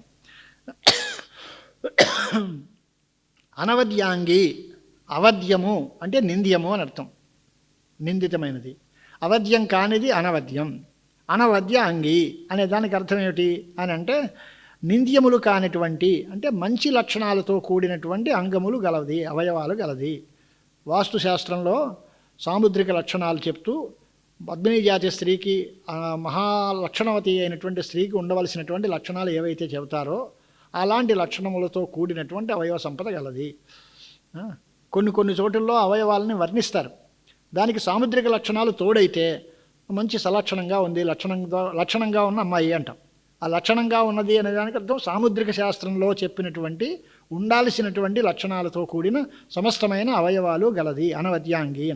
సర్వ ఆభరణ భూషితాన్, సర్వై ఆభరణై భూషితాన్, అన్ని ఆభరణాలతోటి అలంకరింపబడింది అని. అన్ని అలంకారాలంటే ఎన్ని అలంకారాలండి ఆభరణాలు? మనం ఏదో ఇప్పుడు చదువుకున్నవి లెక్కబెట్టి మనం ఎన్ని ఆభరణాలు చెప్పింది అంటే, ఏదో పాదాభరణాలు, హస్తాభరణాలు, గ్రైవేయం, మెడబై పెట్టుకున్నది, నడుంకి కట్టుకున్నది, ఏదో రకరకాల ఆభరణాలు అనుకున్నాం మనం. మొత్తం ఎన్నో చేయండి అంటే మనం ఏం చెప్పగలం? ఆయన చెప్పినవి ఏవో కాళ్ళకి పెట్టుకున్న ఆభరణాలు, చేతికి పెట్టుకున్న ఆభరణాలు, చెవికి పెట్టుకున్న ఆభరణాలు, ముక్కుకి తగిలించినటువంటి ఆభరణం, మెడ మీద పెట్టుకున్నది, నడుంకి కట్టుకున్నది, రకరకాలుగా అంటాం. కానీ కల్పసూత్రాల్లో స్పష్టంగా చెప్పేశారట ఆభరణం. ఏమని? కాళికాపురాణోక్తై 40 కల్పసూత్రోక్తైరన్యైరపి వా ఆభరణైర్భూషిత అని రాశారు. కాళికాపురాణంలో ఆవిడ ఆభరణాలు 41 ఆభరణాలు ఉన్నాయి అని చెప్పారట. అమ్మవారి యొక్క ఆభరణాలు 41 అని కాళికాపురాణంలో చెప్పారు. ఆ తర్వాత కల్పసూత్రాల్లో ఇంకా ఎక్కువ ఉన్నాయట. అవన్నీ కూడా కలుపుకుని మొత్తం అన్ని ఆభరణాలతోటి భూషితురాలు అని చెప్పడం కోసం ఒకే నామం చెప్పారు, సర్వాభరణ భూషిత. అన్ని రకాల ఆభరణాలతోటి కూడుకున్నది అనేటువంటి అభిప్రాయం. చూడామణి దగ్గర నుంచి పాదాంగుళీయకం వరకు ఉండేటువంటి భాగం, అంటే నెత్తి మీద ఉండే చూడామణి, అక్కడి నుంచి కాలి గోటికి పెట్టుకునేటువంటి మట్టెలు, మంగళసూత్రం వరకు, మట్టెల వరకు ఉండేటువంటి శరీరం అంతా ధరించే ఆభరణాలన్నీ 41 కాళికాపురాణంలో చెప్పినవి. ఇతరమైన కల్పసూత్రాల్లో చెప్పినటువంటి ఆభరణాలు, వాటితో కూడినటువంటి ఆ జగన్మాత అత్యంత సౌందర్యవతి. ఇక్కడ వరకు ఆవిడ యొక్క స్థూల రూపాన్ని ప్రచారం చేశారండి. ఇప్పుడు ఇక్కడి నుంచి ఆ స్థూల రూపం అయిపోయింది, సూక్ష్మ రూపం చెప్పాలి. దానికి మధ్యలో అసలు ఈవిడ ఎక్కడుంటుంది, ఆవిడ అవస్థితి స్థానం అన్న, ఆవిడ ఉండే చోటు ఎక్కడ అని చెప్పడానికి కొన్ని శ్లోకాలు ఆ స్థానాలు చెప్పారు.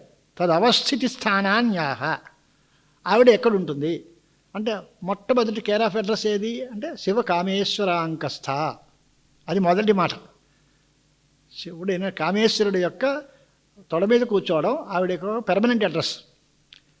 ఆవిడ ఉండే చోటు ఎక్కడ అని అంటే ఎక్కడ ఉంటుంది అంటే శివకామేశ్వరుడు యొక్క అంకమునందు ఉంటుంది అని అర్థం. అది అక్కడి నుంచి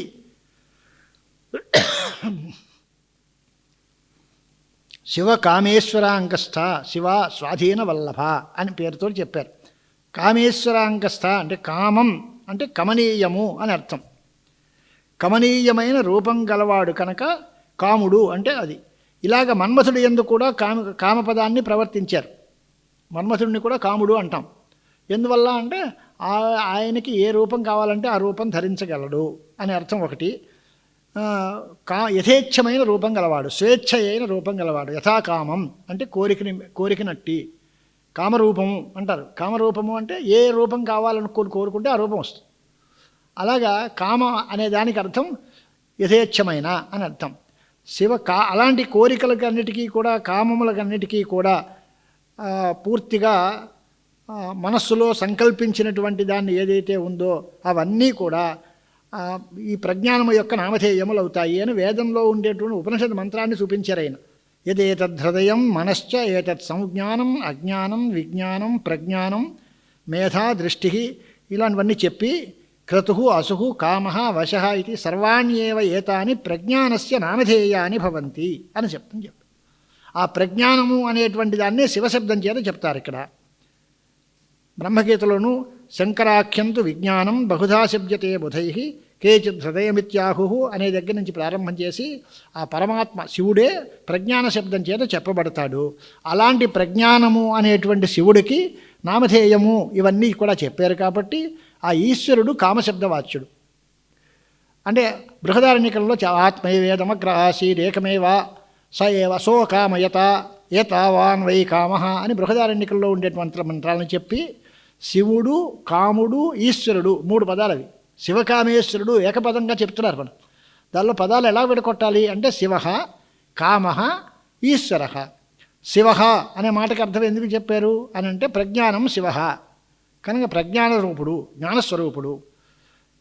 ఈశ్వరుడు కామపదవాచి అంటే ఈశ్వరుడు అంటే సృష్టి చేయాలనే కోరికతో కొన్న పరమాత్మకి ఈశ్వరుడు అని పేరు. ఆయనే కాముడు. సో కామయత బహుశ్యాం ప్రజా ఏతి అని ఉపనిషత్తు చెబుతోంది. మొట్టమొదట్లో ఉన్న చైతన్య రూపమైన బ్రహ్మవస్తువు ఒకటే ఉంది. అది మాయా సంపర్కం చేత సృష్టి చేయాలి అనే కోరిక పుట్టింది ఆయనకి. అప్పుడు ఆ కోరికతో ఆయనకి ఈశ్వరుడు అనే పేరు వచ్చింది. ఆయన్నే కాముడు అనే పేరుతో పిలుస్తాం. ఏతావాన్ వై కామ. అలాగా ఆయన ఈశ్వరుడు అంటే సమస్త జగన్ నియామకుడు. మొత్తం 3 చెప్తాం. కేవలం అలా కాకుండా పోతే గుణి రుద్ర మదనయోర్ నిరాశాయ పదత్రయి అని 3 పదాలు ఎందుకండి, ఏదో ఒకటి చెప్పచ్చు కదా. శివుడు అనొచ్చు అని అంటే గుణాలు కలిగినటువంటి వాడు, మంచి శుభప్రదమైనటువంటి గుణాలు గలవాడు, వాడు శివుడే అవుతాడు. శివం అంటే శుభం, మంచి గుణాలు గలవాడు అంటే ఎవడో మామూలు గుణవంతుడు అని అర్థం వస్తుంది. పనికిరాదిక. అలాగే లేదంటే ఈశ్వరుడు రుద్రుడు అని చెప్పారు. కేవలం రుద్రుడు కాదు. పోనీ కామ అని చెప్తాం, మదనుడు మన్మథుడు అవ్వచ్చుగా, అది కాదు. కనుక శివశ్చ అసౌ కామశ్చ అసౌ ఈశ్వరశ్చ అని 3 పదాలు ఉండాలి.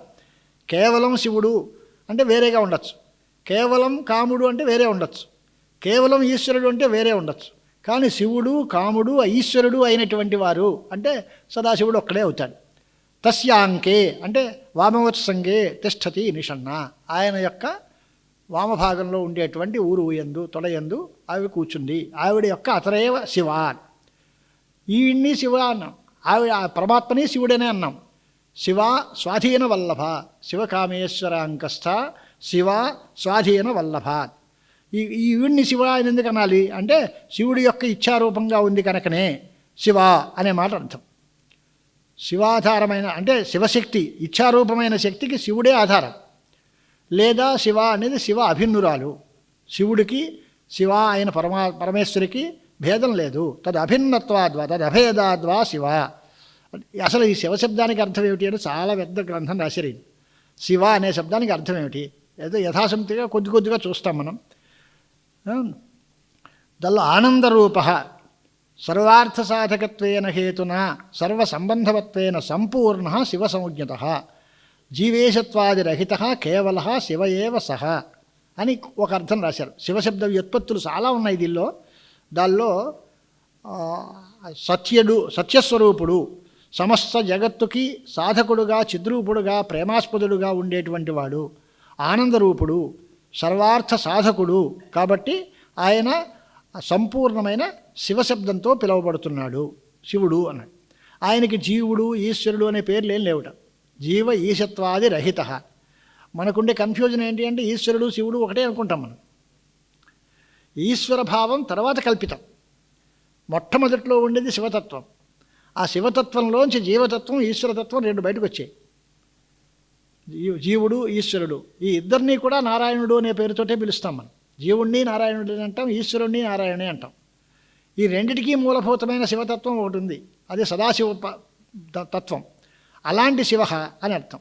అది ఒక జీవేశత్వాదిరహిత కేవల శివ ఏవ సహ, అది ఒక అర్థం. లేదా శివం కరోతి ఇది శివ అంటే శుభాన్ని చేసేవాడు శంకరుడు, శివం కరోతి ఇది శివ. లేదా మరొక అర్థం ఏమిటి అని అంటే శేతే అస్మిన్ సర్వమితి శివ, సర్వ జగత్తు ఈయన యందే నిద్రపోతుంది. అంటే సర్వము లయం చెందినప్పుడు మిగిలేవాడు ఈయనే, ఈయన యందే అంతా లీనమైపోతుంది అనే అర్థంలో శివ అనేటువంటి అర్థం. లేదా శివాహ శోభనాహ గుణాహ అస్యాం సంతీతివా అంటే సమస్త విధమైనటువంటి మంగళకరమైన గుణములు ఆయన యందే ఉన్నాయి కనుక మంచి శోభనములైన గుణములు గలవాడు అనే అర్థంలో కూడా శివశబ్దం వాడచ్చు. లేదా శామ్యతి ఇది శివ అనేటువంటి మాట ఒకటి చెప్పారు. యోనిం యోనిమతిష్టత్ ఏక యస్మిన్ ఇదం సంచ విచ ఏతి విశ్వం అని శృతిలో ఉండేటువంటి మాట. త్రిలోచనం, నీలకంఠం, ప్రశాంతం ఇదంతా ఉంది కనుక శివాష్టోత్తర శత వ్యాఖ్యానంలో ఈయన చెప్పినటువంటి మాటలన్నీ చెప్పిన తర్వాత దాన్ని అంతటినీ సంగ్రహించి ఓ శ్లోకం రాశారండి. శివశబ్ద నిర్వచనం చేసేటువంటి శ్లోకం, అందమైన శ్లోకం. ఆ ఒక్క శ్లోకాన్ని మనం బాగా భావన చేస్తే శివశబ్దానికి అర్థం తెలుస్తుంది.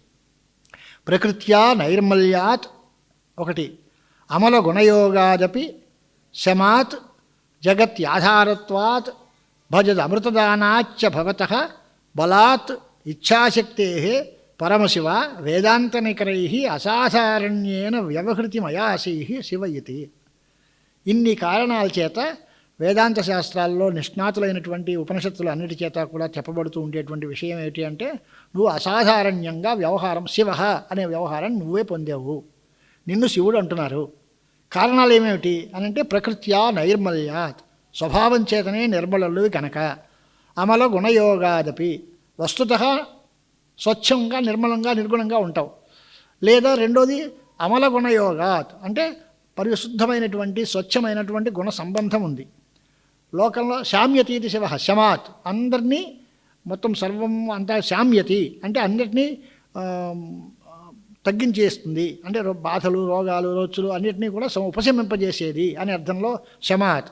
జగత్ ఆధారత్వాత్, జగత్తుకు అందరికీ ఆధారము, శేతే అస్మిన్ అనే వ్యుత్పత్తితో అంతా దీని యందే లయం చెందుతుంది, అంతా దీని యందే పడుకుంటుంది, నిద్రపోతుంది అనే అర్థంలో జగత్తుకి ఆధారం అవుతుంది కనుక ఇన్ని అర్థాల్లో కూడా అమృత దానాచ్చ, భజించేటువంటి నమస్కరించేటువంటి భక్తులందరికీ అమృతాన్ని ఇస్తాడు. శివం కరోతి ఇది శివ, శివము అమృతాన్ని ఇస్తాడు కనుక ఆయన శివుడు. ఇలాగే కామ ఇచ్ఛాశక్తే, బలవత్తరమైనటువంటి కోరిక ఉంది. కామ ఈశ్వర శివ అనే అర్థం. ఇన్ని రకాల అర్థాలని బట్టి ఆ శివశబ్దానికి నిర్వచనం చెప్పారు. ఆ శివశబ్దానికి ఏ నిర్వచనం ఉందో అది అమ్మవారికి కూడా చెందుతుంది. తదభిన్న స్వరూపం గనక శివాభిన్నత్వాత్ శివ తదభేదస్య ప్రవృత్తి నిమిత్తాత్ లింగపురాణే దర్శిత. ఉదాహరణ ఏమిటి? యథా శివ తథా దేవి, యథా దేవి తథా శివ, తస్మాద్ అభేదబుద్ధ్యైవ శివేతి కథయంతి ఉమాం అని. ఉమాదేవిని శివ అని పిలుస్తారట. ఉమా పరిణయం ఉంది, ఉమాదేవి శివుడిని పెళ్ళాడింది అంట. మరి ఈవిడి శివుడు ఎలా అవుతుంది అంటే శివుడికి ఈవిడికి భేదం లేదు. తదభేదేన ఉమాం శివేతి కథయంతి అనేటువంటి పేరు. పరమాత్మ శివ ప్రోక్త, శివ శైవ ప్రకీర్తిత. పరమాత్మనే శివుడు అంటాము, ఆవిడే శివ కూడా. అంచేత శివుడికి శక్తికి భేదం లేదు అని తాంత్రిక సిద్ధాంతం.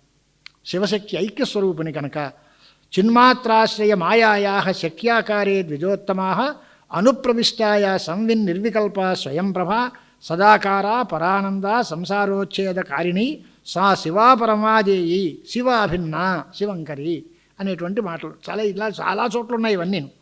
ఇవన్నీ చెప్పుకోవడం కష్టం కనుక మొత్తం సర్వజగత్ కళ నియామకుడైనటువంటి ఈశానుడు అయినటువంటి ఆయన, జగత్కర్త అయిన పరమాత్మ, ఆయన యొక్క భార్య ఆయనతో అభేదాన్ని పొందినటువంటి ఆ పరాదేవతని శివ అనే పేరుతో చెప్తూ ఉంటాము. లేదా శివం అనే దానికి మోక్షం అర్థం. శివ మోక్షం దదాతీతి శివ, మోక్షాన్ని ఇచ్చేటువంటిది కనుక శివ అనే దానికి ముక్తి సమాఖ్యాత యోగినాం మోక్షదాయిని అనేటువంటిది దేవీ పురాణంలో చెప్పిన మాట.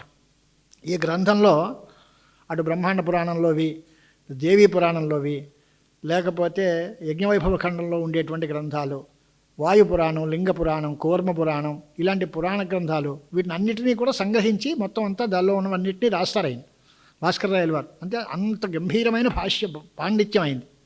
అన్ని గ్రంథాలు కరతలామలకంగా ఉన్నాయి. శివాయ జయతే దేవి తతో లోకే శివా స్మృత, శివాయ జయతే దేవి అన్నాడు. అంటే మనకందరికీ విజయం పొందాలి అంటే అమ్మవారు సర్వోత్కృష్టంగా ఉంది. అందరికీ చేతకాని పనులను ఆవిడ చేసి చూపించింది. మహిషాసురమర్దనం మొదలైనటువంటి మహాకార్యాలు ఆవిడ నిర్వహించింది అంటే ఆవిడ శివ అనేటువంటి పేరు. ఆగమంలో ఎలా ఉంటుంది ఇది అంటే దీనికి ఉదాహరణలు చెప్పారు. అగ్నికి వేడి అనేటువంటి గుణం ఉంది కదా. పావకస్య ఉష్ణతేవ, భాస్కరస్య దీధితి, సూర్యుడి యొక్క కాంతి లాంటిది. చంద్రుడి యొక్క వెన్నెల ఎలా ఉంటుందో అలాగే శివుడి యొక్క సహజమైన శక్తికి శివ అని పేరు. 3 ఉదాహరణలు చెప్పారు.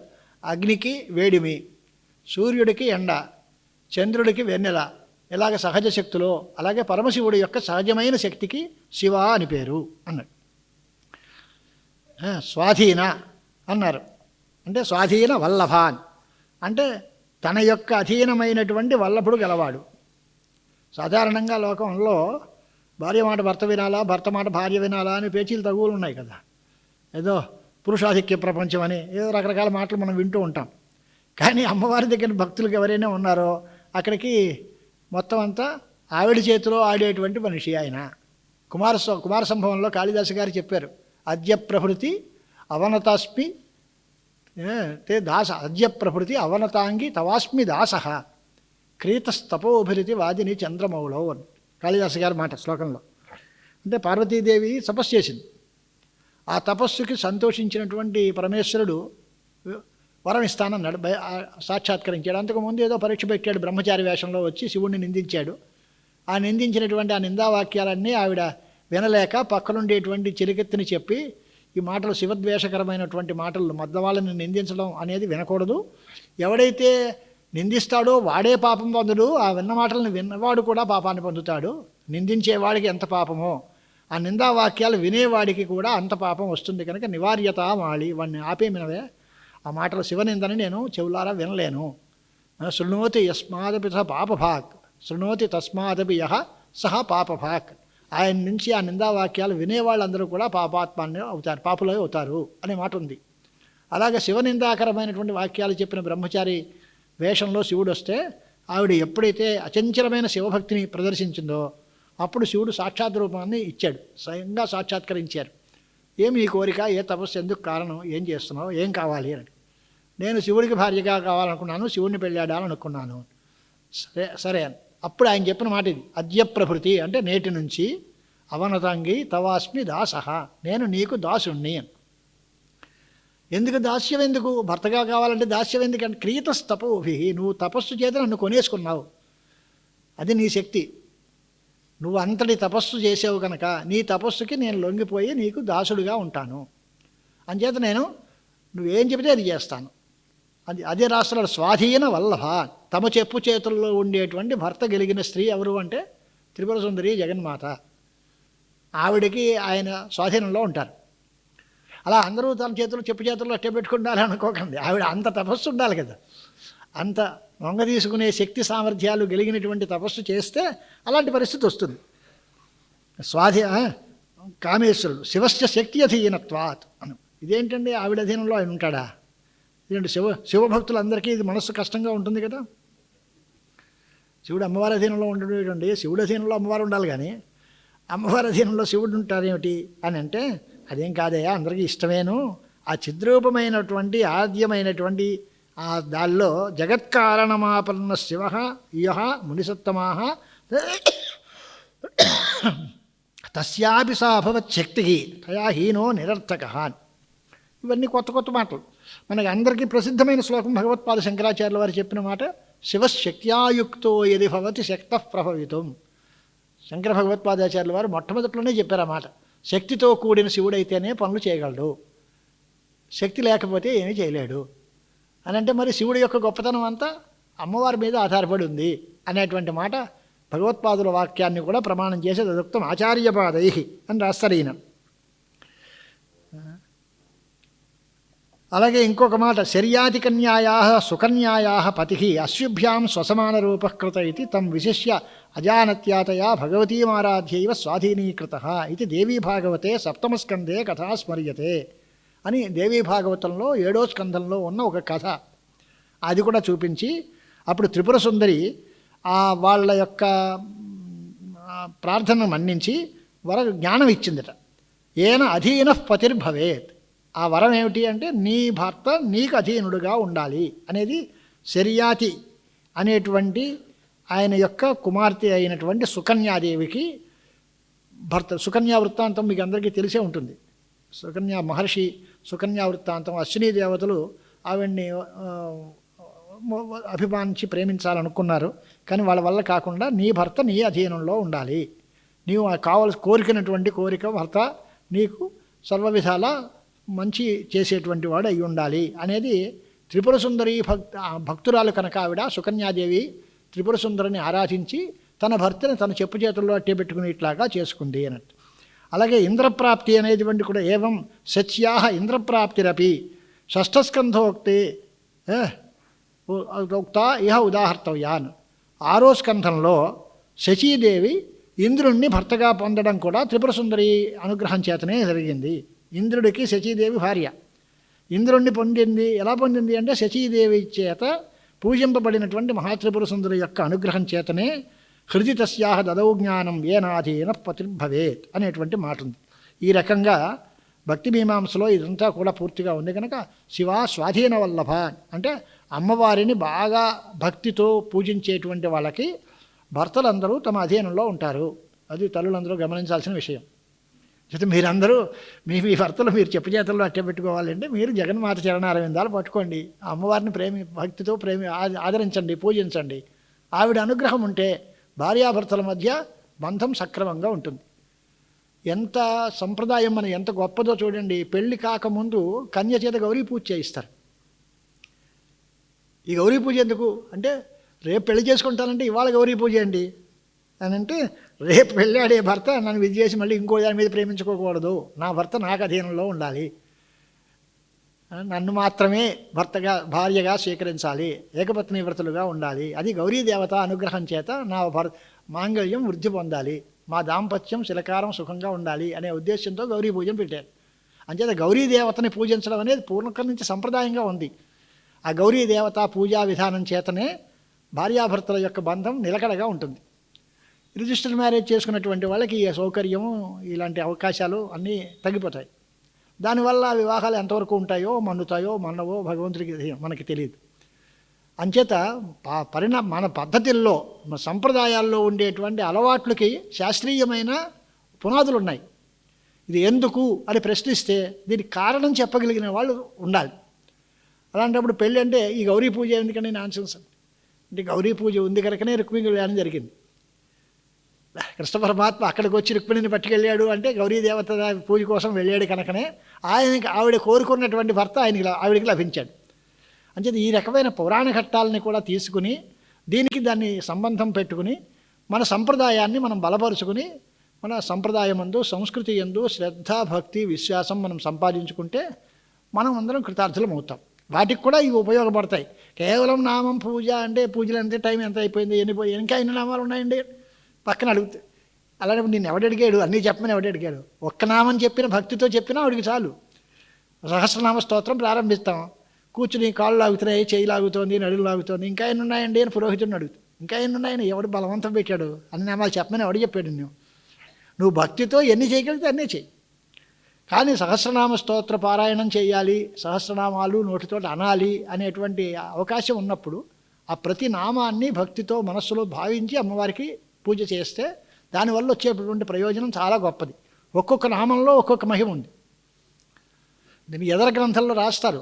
సందర్భం వచ్చింది కనుక నాకు బాగా అన్న సమృద్ధి కావాలి అని కొనుక్కునేవాడు ఒక అన్నదాయై నమః ఒక్క నామంతో అమ్మవారిని పూజిస్తే చాలు, సహస్రనామాలు అక్కర్లేదు. అన్నదాయై నమః సహస్రనామంలో ఉంది అన్నదా వసుదా వృద్ధ అనేటువంటి మాటలు ఉన్నాయి, కానీ అన్నీ అక్కర్లేదండి. అన్నదాయై నమః అని ఒకే నామాన్ని నిరంతరం ధ్యానం చేస్తూ ఉంటే వాడికి అన్న సమృద్ధి వస్తుంది. మాకు అలా కాదండి, నాకు డబ్బు కావాలి అనేవాడు ఎవడైనా ఉంటాడు. వసుదాయై నమః అని ఒకే నామాన్ని చెప్తే వాడికి ధన సమృద్ధి కలుగుతుంది. అలా ఒక్క నామం చెప్పినా ఆ కోరిక తీరుతుంది, దానిలో సందేహం లేదు. 1000 నామాలు అన్నీ కావాలి, అమ్మవారి యొక్క పరిపూర్ణ అనుగ్రహం నాకు కావాలి అంటే సహస్రనామ స్తోత్ర పారాయణం చేయాలి. ఇదే సందర్భంగా మనం ఏంటంటే 3 రోజులు మనం భాష్యానికి వ్యాఖ్యానం యథాశక్తిగా చదువుకుంటున్నాం, అంతా చదివేనం చెప్పామనే భావం లేదు. రేపు ఒక పావుగంట ముందు వచ్చి అందరూ సామూహికంగా లలితా సహస్రనామ పారాయణం చేస్తే దాని తర్వాత కొన్ని అర్థాలు ఏదైనా కొన్ని నామాలకి అర్థం చెప్పుకుందాం. అక్కడికి ఉన్న సమయాన్ని సద్వినియోగం చేసిన వాళ్ళం అవుతాం. 2 గంటల సేపు నామానికి ఆ నామానికి అర్థం ఇది, ఈ నామానికి అర్థం అది అని అసలు పారాయణ చేస్తే కదా. సహస్రనామం చాలా గొప్పది అన్నాం, అది చదివితే కదా. పారాయణ చేయకుండా ఇది గొప్పది అని అన్నంత మాత్రాన మనం ఏమి సాధించిన వాళ్ళం అవుతాం. అంచేత ఇక్కడికి రండి, అలవాటు ఉన్న వాళ్ళందరూ పుస్తకాలు తెచ్చుకోండి, పుస్తకాలు అక్కర్లేకుండా కంఠస్థంగా ఉన్న వాళ్ళందరూ చేయండి. సరే, నేను 20 నిమిషాలు పడుతుంది, అంతకంటే ఎక్కువ పట్టదు. మనం 5:40 నిమిషాలు దాటకుండా ప్రారంభం చేస్తే లలితా సహస్రనామ పారాయణం చేసుకుని తర్వాత ఈ ఉపన్యాసానికి ముగింపు పలుకుందాం. అదొక సూచనగా కూడా నేను మీకు మనవి చేస్తున్నాను. ఇదే సందర్భంలో మరొక సూచన కూడా శ్రీమఠం నుంచి ఒక మెసేజ్ వచ్చింది. రేపు 7వ తేదీ కాశీక్షేత్ర వైభక్త వారాణసీ క్షేత్రంలో జగన్మాత అయిన అన్నపూర్ణేశ్వరి యొక్క విగ్రహ ప్రతిష్ట స్వర్ణ కుంభాభిషేకం జగద్గురు శ్రీ శ్రీ విధుశేఖర భారతీ మహాస్వాముల వారి చేతులతో జరుగుతోంది 7వ తారీఖు కాశీక్షేత్రంలో. ఆ సందర్భంగా శ్రీమఠం యొక్క ఆదేశం ఏది అంటే, మన సూచన, మనం అందరం మన ఇళ్లల్లో 7వ తారీఖు ఉదయం ప్రాతకాలంలో అన్నపూర్ణాదేవి యొక్క విగ్రహం పెట్టుకుని అక్కడ పూజ చేసి యథాశక్తి ఎవరికి తోచిన విధంగా వాళ్ళకి అష్టోత్తరనామమో లేక శివ మామూలుగా మరి కేవలం లఘువుగా షోడశోపచార పూజ ఏం చేసినా పూజ చేయడం. అన్నపూర్ణాష్టకం ఒకటి, లలితా సహస్రనామం ఒకటి, తర్వాత సౌందర్యలహరి ఒకటి, కాలభైరవాష్టకం, విశ్వనాథాష్టకం, వీటిని పారాయణ చేయండి అని శ్రీవారి ఆదేశం. 7వ తేదీ ఉదయం, మళ్ళీ రేపు కూడా మరోసారి జ్ఞాపకం చేస్తాను, సందర్భం వచ్చింది కనుక ఇప్పుడే మనం చేస్తున్నాను. మురళీ గారు శ్రీమఠం తరఫున మెసేజ్ పెట్టారు, ఇప్పుడే సాయంకాలమే వచ్చినాయి మెసేజ్లన్నీ. అంచేత జగద్గురు శృంగేరి శారదాపీఠ భక్తులు అందరూ జగద్గురువుల వారు అన్నపూర్ణేశ్వరి కుంభాభిషేకం, శిలామయ మూర్తికి కొత్త ప్రతిష్ఠ చేసి కుంభాభిషేకం చేసి స్వర్ణ శిఖరానికి అభిషేకం చేసి చాలా వైభవంగా చేస్తారు అక్కడ. మనమందరం కాశీ క్షేత్రానికి వెళ్ళలేం కాబట్టి అన్నపూర్ణ అనుగ్రహం మనకి పరిపూర్ణంగా ఉండడం కోసం వారు చూపించినటువంటి మార్గంలో పారాయణ గ్రంథాలుగా ఉన్నవి. ఒకటి అన్నపూర్ణాష్టకం, భిక్షాందేహి కృపావలంబనకరి మాతా అన్నపూర్ణేశ్వరి అనేటువంటి అన్నపూర్ణాష్టకం ఒకటి. తర్వాత లలితా రహస్యనామ స్తోత్రం. 3వది సౌందర్యలహరి స్తోత్రం, భగవత్పాద శంకరాచార్యుల వారు అనుగ్రహించింది. కాలభైరవాష్టకం, విశ్వనాథాష్టకం, క్షేత్రపాలకుడు ఆయన కనుక వాళ్ళిద్దరినీ కూడా పూజించాలి. కాలభైరవ అనుగ్రహం లేకపోతే కాశీలో అడుగు పెట్టలేము. అన్నపూర్ణేశ్వరి అనుగ్రహం మనకు కలగాలి అంటే ఆయన ఎంతవరకు ఆవిడికి స్వాధీనంగా ఉన్నా శివానుగ్రహం లేనిది మనం ఆ పని చేయలేం. కనుక విశ్వనాథుడి యొక్క అనుగ్రహం కోసం విశ్వనాథాష్టకం, కాలభైరవాష్టకం, లలితా సహస్రనామం, సౌందర్యలహరి, అన్నపూర్ణాష్టకం, వీటిని పారాయణ చేసి అమ్మవారికి ఏదో యథాశక్తిగా ఉన్నది పాలో పందారో నైవేద్యం పెట్టి అందరూ ఆ భక్తితో ప్రసాదాన్ని స్వీకరించండి. దానివల్ల జగద్గురువుల యొక్క అనుగ్రహం విశేషంగా లభిస్తుంది అనేది కూడా ఒక మెసేజ్ వచ్చింది. అది కూడా ఈ సందర్భంలోనే మనం చేసుకుంటున్నాం. అంచేత శివుడికి అమ్మవారికి భేదం లేదు. తస్మాత్ అభేద బుద్ధ్యైవ శివేతి కథయంతి ఉమాం శివ స్వాధీన వల్లభ. ఇక్కడి నుంచి మొదటి మాట అయింది శివకామేశ్వరాంకస్థ అని అక్కడ ఉంటుంది. రెండో చోట ఎక్కడ ఉండేది అని అంటే సుమేరు శృంగ మధ్యస్థ, మేరు పర్వతం యొక్క మధ్యశృంగంలో ఆవిడ ఉంటుందిట. మేరు పర్వతంలో శివ త్రికోణంలాగా 3 శృంగాలు ఉంటాయి. దానిలో 3 శృంగాల్లోనూ మధ్యశృంగంలో ఆవిడ ఉంటుంది అనేటువంటి సజయతి సువర్ణశైల సకల జగచ్చక్ర సంఘటితమూర్తి కాంచన నికుంజ వాటీ కందల దమరీ ప్రపంచ సంగీత హరిహయ నైరుతి మారుత హరిదాం అంతేష్వస్థితం తస్య వినుమః సానుత్రితయం విధి హరి గౌరీశ విష్టపాధారం. దానిలో ఆ 3 కుండాల్లోనూ మొదట్లో ఉండేటువంటిది విధి హరి గౌరీశ విష్టప ఆధారం. అంటే బ్రహ్మగారి సత్యలోకము, విష్ణువు యొక్క వైకుంఠము, శివుడి యొక్క కైలాసము, వీటన్నిటికీ ఆధారభూతమైనటువంటి 3 శృంగాలు ఉంటాయి. దాని తర్వాత ఉండేటువంటిది లక్ష్మీనగరం అనేటువంటిది ఒకటి ఉంది, విద్యానగర వాచకమైన నగరం. దానికి అధిపతిగా ఈ అమ్మవారు ఉంటుంది. శ్రీమన్ నగర నాయిక అని పేరు. శ్రీమన్నగరం అనేటువంటి పేరుతోటి అరవధ్యమైనటువంటి ఒక నగరం. ఆ నగరం 2 రకాలు ఉంటుంది. ఒకటి మధ్యమేరు శృంగస్థమైనటువంటిది ఒకటి. తర్వాత రెండో శ్లోకంలో రెండోది ఏంటి అంటే ఉత్తర శ్లోకంలో చెప్పినటువంటి ఆవరణంలో చెప్పినటువంటిది మరొకటి. అది శ్రీమరం, మణిపురం అంటే మణిద్వీపం అనే పేరుతోటి ఉండేటువంటిది ఒకటి. ఇవి రెండిట్లోనూ కూడా అమ్మవారు నివసిస్తుంది అనే నివాస స్థానాలు చెప్పేటప్పుడు మొదటిది శివ కామేశ్వరాంకస్థ అని మొదటి స్థానం చెప్పారు. రెండోది మేరుపర్వతము యొక్క మధ్య శృంగంలో ఉంటుంది అని అర్థం ఒకటి. మూడోది శ్రీమన్నగర నాయిక, శ్రీమన్నగరము అంటే మణిద్వీపం, దానిలో కూడా ఉండేటువంటిది అనే అర్థం. శ్రీ విద్య యొక్క పురమైనటువంటి శుభము అనేది. దానికే అనేక రకాలైనటువంటి బలం చేకించడానికి శ్రీమన్నగర శబ్దం శ్రీచక్రపరము అని వ్యాఖ్యానం చేశారు. శ్రీచక్రంలో నిత్య నివాసం చేస్తుంది అమ్మవారు. శ్రీచక్ర పూజ చేసేటువంటి వాళ్ళు శ్రీచక్రమే అమ్మవారి ఆధారము, అమ్మవారి నిలయము అని భావిస్తారు. ఆ శ్రీమన్నగరం అనే మాటకి శ్రీచక్రం అని అర్థం చెప్తారు. ఎందువల్ల దానిలో కూడా 24 ప్రాకారాలు ఉంటాయి. ఒక్కొక్క ప్రాకారానికి తక్కువ ఈ మాటలన్నీ ఉన్నాయి కొన్ని చోట్లలో. కొన్ని చోట్లలో పంచవింశతిభి ప్రాకారై అని ఉంది. పంచవింశతిభి ప్రాకారై అంటే 25 ప్రాకారాలు ఉంటాయి అనే మాట ఒక చోటు ఉంది.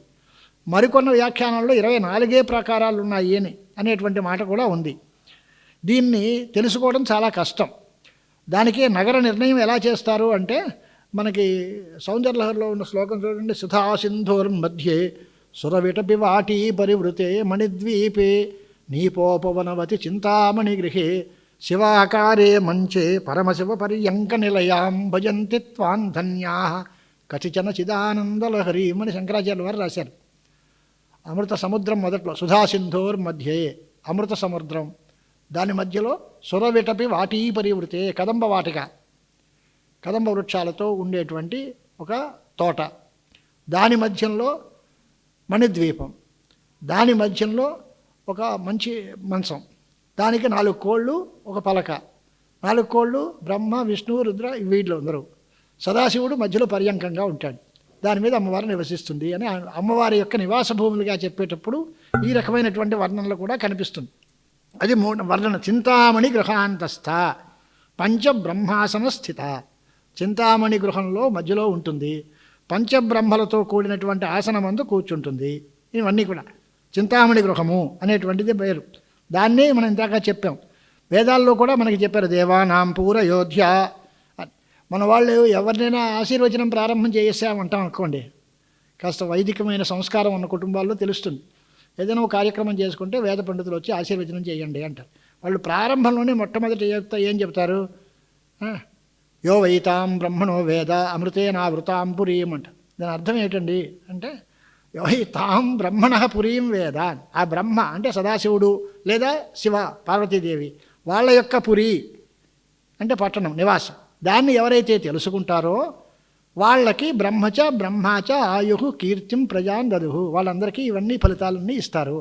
యో వైతాం బ్రహ్మణో వేద అమృతేనావృతాం పురీం అని. అమృతేనావృతాం అంటే అమృత సముద్రంతో చుట్టుముట్టబడినటువంటి పట్టణము అంటే ఎవరిది అంటే ఆ చింతామణి, మణిద్వీపంలో ఉండేటువంటి చింతామణి అమ్మవారి యొక్క నిలయము. దాన్ని తెలుసుకున్నటువంటి వాళ్ళు ఆ జగన్మాత యొక్క అనుగ్రహాన్ని పొంది వాళ్ళు సకల సంపదలతోటి అభివృద్ధిని పొందుతారు అని అర్థం. ఈ మాట ప్రతి వాళ్ళు అంటారు. మొట్టమొదట్లో ప్రారంభం చేసే ఆశీర్వచనానికి ప్రారంభం ఏది అంటే యో వైతాం బ్రహ్మణో వేద అంటారు. ఇది వేళాకోళంగా ఎలా వచ్చింది అంటే బ్రాహ్మడు అని చెప్పడానికి యో వైతాం అంటారు. అంటే పక్కన బ్రహ్మణ అనే పదం ఉంది కదా అని. బ్రహ్మడు అంటే బ్రాహ్మణుని చెప్పే పదం కాదు, అది బ్రహ్మను చెప్పేటువంటి పదం. బ్రహ్మణ పురీం అంటే బ్రహ్మ యొక్క నివాస భూమి అంటే పరమేశ్వరుడు యొక్క లేదా పరాభట్టారిక లలితాంబ యొక్క నివాస భూమి అయినటువంటి అయోధ్య అంటే ఎదిరించ శక్యం కానటువంటి పర్వతం, పట్టణం అది. దాన్ని ఎవ్వరూ ఎదిరించలేరు. రకమా వాళ్ళందరూ ఏదైనా దాడి చేయొచ్చు, లేదా దేవేంద్ర లోకాన్ని అమరావతిని స్వాధీనం చేసుకోవచ్చు, కానీ ఆ మణిద్వీపాన్ని స్వాధీనం చేసుకోవడానికి ఇంతవరకు ఎవ్వరూ సమర్థులు కాలేదు. అంచేత దేవానాం పూరయోధ్య అమృతేనావృతాం పురీం అనేటువంటి మాటల్లో అది ప్రయోగం ఉంది. అలాగే నగరము చక్రము అనేటువంటి పేర్లు రెండూ సమానంగా చెప్పారు. శ్రీమన్నగరం అన్నా శ్రీచక్ర నివాసిని అన్నా రెండు ఒకటే. అంచేత శ్రీమన్నగర నాయిక, చింతామణి గృహాంతస్థ, మహాపద్మాటవీ సంస్థ, పంచబ్రహ్మాసన స్థిత, కదంబ వనవాసిని, సుధాసాగర మధ్యస్థ, ఇవన్నీ అమ్మవారి యొక్క నివాస ప్రదేశాలు అని ఈ భాగం. అంటే మొదట్లో ఏం చెప్పుకొచ్చాం మనం? అమ్మవారి యొక్క స్థూల రూపాన్ని చెప్పుకొచ్చాం, కరచరణాద్యవయవాలతో వర్ణింపబడినటువంటి. తర్వాత ఆవిడ అంగాంగముల యందు ధరించినటువంటి ఆభరణాలన్నీ చెప్పి సర్వాభరణ భూషిత అన్నాం. తర్వాత ఆవిడ ఎక్కడుంటుంది అని చెప్పడం కోసం ప్రారంభించి అరుణోపనిషత్ భాష్యంలో ఇదంతా చెప్పుకొచ్చారు. ఆ చింతామణి గృహంలోనూ శ్రీచక్రంలోనూ ఆసనస్థితం అందేటటువంటిది ఉంటుంది. ఇలాంటి దాన్ని ఆవిడని వర్ణిస్తే మనకేమొస్తుంది? అడిగి రెండు మాటలు చెప్పారు. కామాక్షి, కామదాయిని అనే శబ్దం చెప్పారు. కామాక్షి అనే మాటకి అర్థం ఏమిటి? కామదాయిని అంటే అర్థం ఏమిటి అని అంటే, కామ అనే దానికి అర్థం కామే అంటే కమనీయే అక్షిణి యస్యాహ అన్నాడు. అంటే అందమైన కళ్ళు గలది అని అర్థం. ఆవిడ జగన్మాత యొక్క నేత్రాలు అత్యంతం సుందరం, మామూలు నేత్రాలు లాంటివి కాదు. ఆవిడ చూపు ఎంత అద్భుతమైనటువంటి చూపు అంటే అపాంగం. నేత్రములన్నీ కూడా ఒక అర్థం.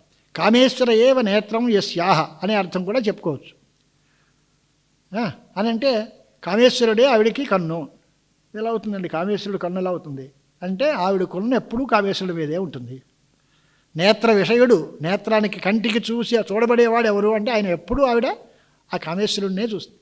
కామేశ బద్ధ దృష్టి అని, కామేశ్వరుడి మీద మాత్రమే చూపు నిలబెట్టినటువంటి అమ్మవారి కనుక ఆ కామేశ్వరుడే నేత్రముగా భావిస్తారు. అలాంటిది కామాక్షి అంటే కాముడే అంటే పరమశివుడే నేత్రముగా గలది. నేత్రముగా గలది అంటే నేత్రముల యొక్క విషయము అంటే చూడబడేవాడు ఒక్క పరమశివుడు ఒకడే. ఆవిడ నిరంతరం దృష్టితో చూసేది ఎవరిని అంటే కాముడినే చూస్తుంది అని అర్థం. తదుక్తం బ్రహ్మాండ పురాణే సర్వజ్ఞ సాక్షిభావేన తత్తత్కామాన పూరయత్ తద్దృష్ట్వా చరితం దేవ్యా బ్రహ్మ లోకపితామహ కామాక్షీతి తదా నామ తదౌ కామేశ్వరీతి చాన్. కామాక్షి, కామేశ్వరి అనే పేర్లు ఆవిడికి పెట్టారట బ్రహ్మగారు. ఎందువల్ల అంటే పరమశివుడి యందే ఏకాగ్రమైన దృష్టి గలది ఒక అర్థం. కామదాయిని అంటే కామములన్నిటినీ తీర్చేది అని అర్థం. కామములంటే మనోరథములు, కోరికలు, వాటిని అన్నిటినీ ఇస్తుంది. కోరికలను ఇవ్వడం అంటే కోరికలు ఆవిడ ఉండవు ఎందుకు? మన చేతిలో బోల్డని కోరికలు మన చేతిలో ఉన్నాయి. కోరికలను ఇవ్వస్తుందని కాదు, కోరికలను తీరుస్తుంది అని అర్థం. కోరికలు ఇవ్వడానికి ఆవిడెందుకు? ఎవడికి ఎంత దరిద్రుడైనా బోల్డని కోరికలు ఉంటాయి. కోరికలు ఉండడం పెద్ద విశేషం కాదు, కోరికలు తీరడం విశేషం. కామాన్ అంటే కామ్యంత ఇది కామాహ అంటే కోరబడే వస్తువులని కామములు అంటాం. వాటిని అన్నిటినీ ప్రసాదిస్తుంది, కోరికలను ప్రసాదిస్తుంది అని అర్థం కాదు. కోరబడే సమకూరుస్తుంది అని అర్థం చెప్పుకోవాలి. కామదాయిని అంటే మనం ఏది కోరుకుంటామో ఆ రకమైనటువంటి కోరికలన్నిటినీ తీర్చేటువంటి తల్లి కనుక. లేదా మరొక అర్థం ఏమిటి? కామదాయిని అంటే కామద అనే మాటకి అర్థం కామం యతి ఖండయతేది కామద. కాముడంటే మన్మథుడు. ఆ మన్మథుడిని దహింపజేసి మూడో నేత్రంతో భస్మం చేసేసిన వాడు కామద అనే దానికి పరమశివుడు అర్థం. శివ తేన అయ్యిని శుభావహ విధిమతి. అయహ అనే దానికి శుభావహో విధి అన్నది. ఆ శుభావహమైన పరిణయంతో అలంకరింపబడినది అంటే శివునికి పట్టమహిషి. శివుని చేత శుభావహ విధి అంటే పరిణయం చేసుకోబడినటువంటి దానికి కామదా అయిని అని పేరు పెట్టి. కామదాయిని ఏకపదం. కామమ అనే దానికి మన్మథుడు అర్థం.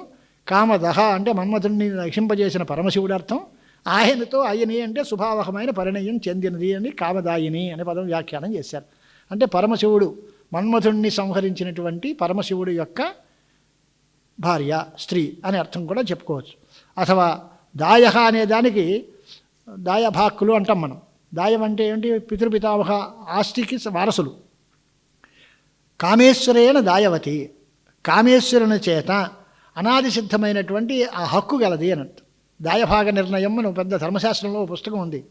ఎవడైనా ఒక సంపన్నుడైన వాడు పోతే వాడి ఆస్తికి ఎవరు వారసులు అవుతారు? లీగల్ హెయిర్స్ ఎవరు అని మనం లౌకికమైన భాషలో చెప్పాలంటే దీని లీగల్ హెయిర్స్ ఎవరు? ఎవడికి పలానా విల్ రాస్తే పలానా వాడికి చెందుతుంది. ఏ విల్ రాయకుండా వాడు చచ్చాడు అనుకోండి, అప్పుడు వాడి ఆస్తి ఎవరికి చెందుతుంది అనేది ప్రశ్న. ఆ దాయభాగ నిర్ణయం అనేది ఉంది.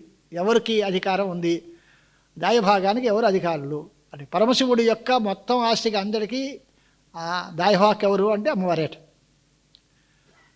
ఆయన ఆస్తికి సంపూర్ణమైన హక్కు భుక్తాలు కలిగినటువంటి మనిషి ఎవరు అంటే అమ్మవారే. కామదాయిని అనే అర్థం చెప్పారు. కాముడి యొక్క దాయమును అంటే పిత్రాది పరంపరార్జితమైన స్వం, దానికి కామేశ్వరేన దాయవతి, కామేశ్వరుడితో దాయం గలది అంటే అధికారం గలది అనే అర్థం కూడా చెప్పారు. ఈ రకమైనటువంటి అభిప్రాయాలతో అమ్మవారిని ఈ రకంగా చెప్పారు. ఇక్కడి నుంచి చాలా అద్భుతమైనటువంటి ఘట్టం ఇది, ప్రధానంగా దృష్టి పెట్టుకొని చూడాల్సింది.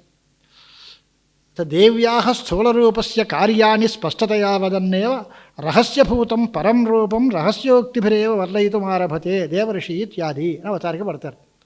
ఇక్కడి నుంచి గట్టి గ్రంథం. దేవఋషి గణ సంఘాత స్తూయమాన ఆత్మవైభవ అని ప్రారంభం చేశారు. ఇదేమిటి అంటే మొట్టమొదట్లో ఏం చెప్పాలి?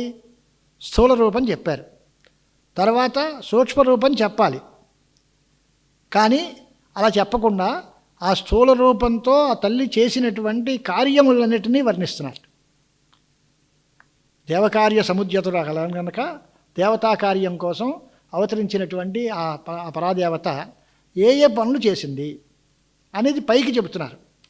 కానీ లోపల ఉండేటువంటి రహస్యార్థం ఏది అంటే దానిలో ఆవిడ యొక్క పరతత్వాన్ని, ఆధ్యాత్మికమైనటువంటి వర్ణ శోభని దీనిలో చెప్పాలి. అది రహస్యంగా అట్టబెట్టి అంటే ఇక్కడి నుంచి చెప్పే ప్రతి నామానికి బయట ఒక అర్థం, లోపల ఇంకో అర్థం ఉంటుంది.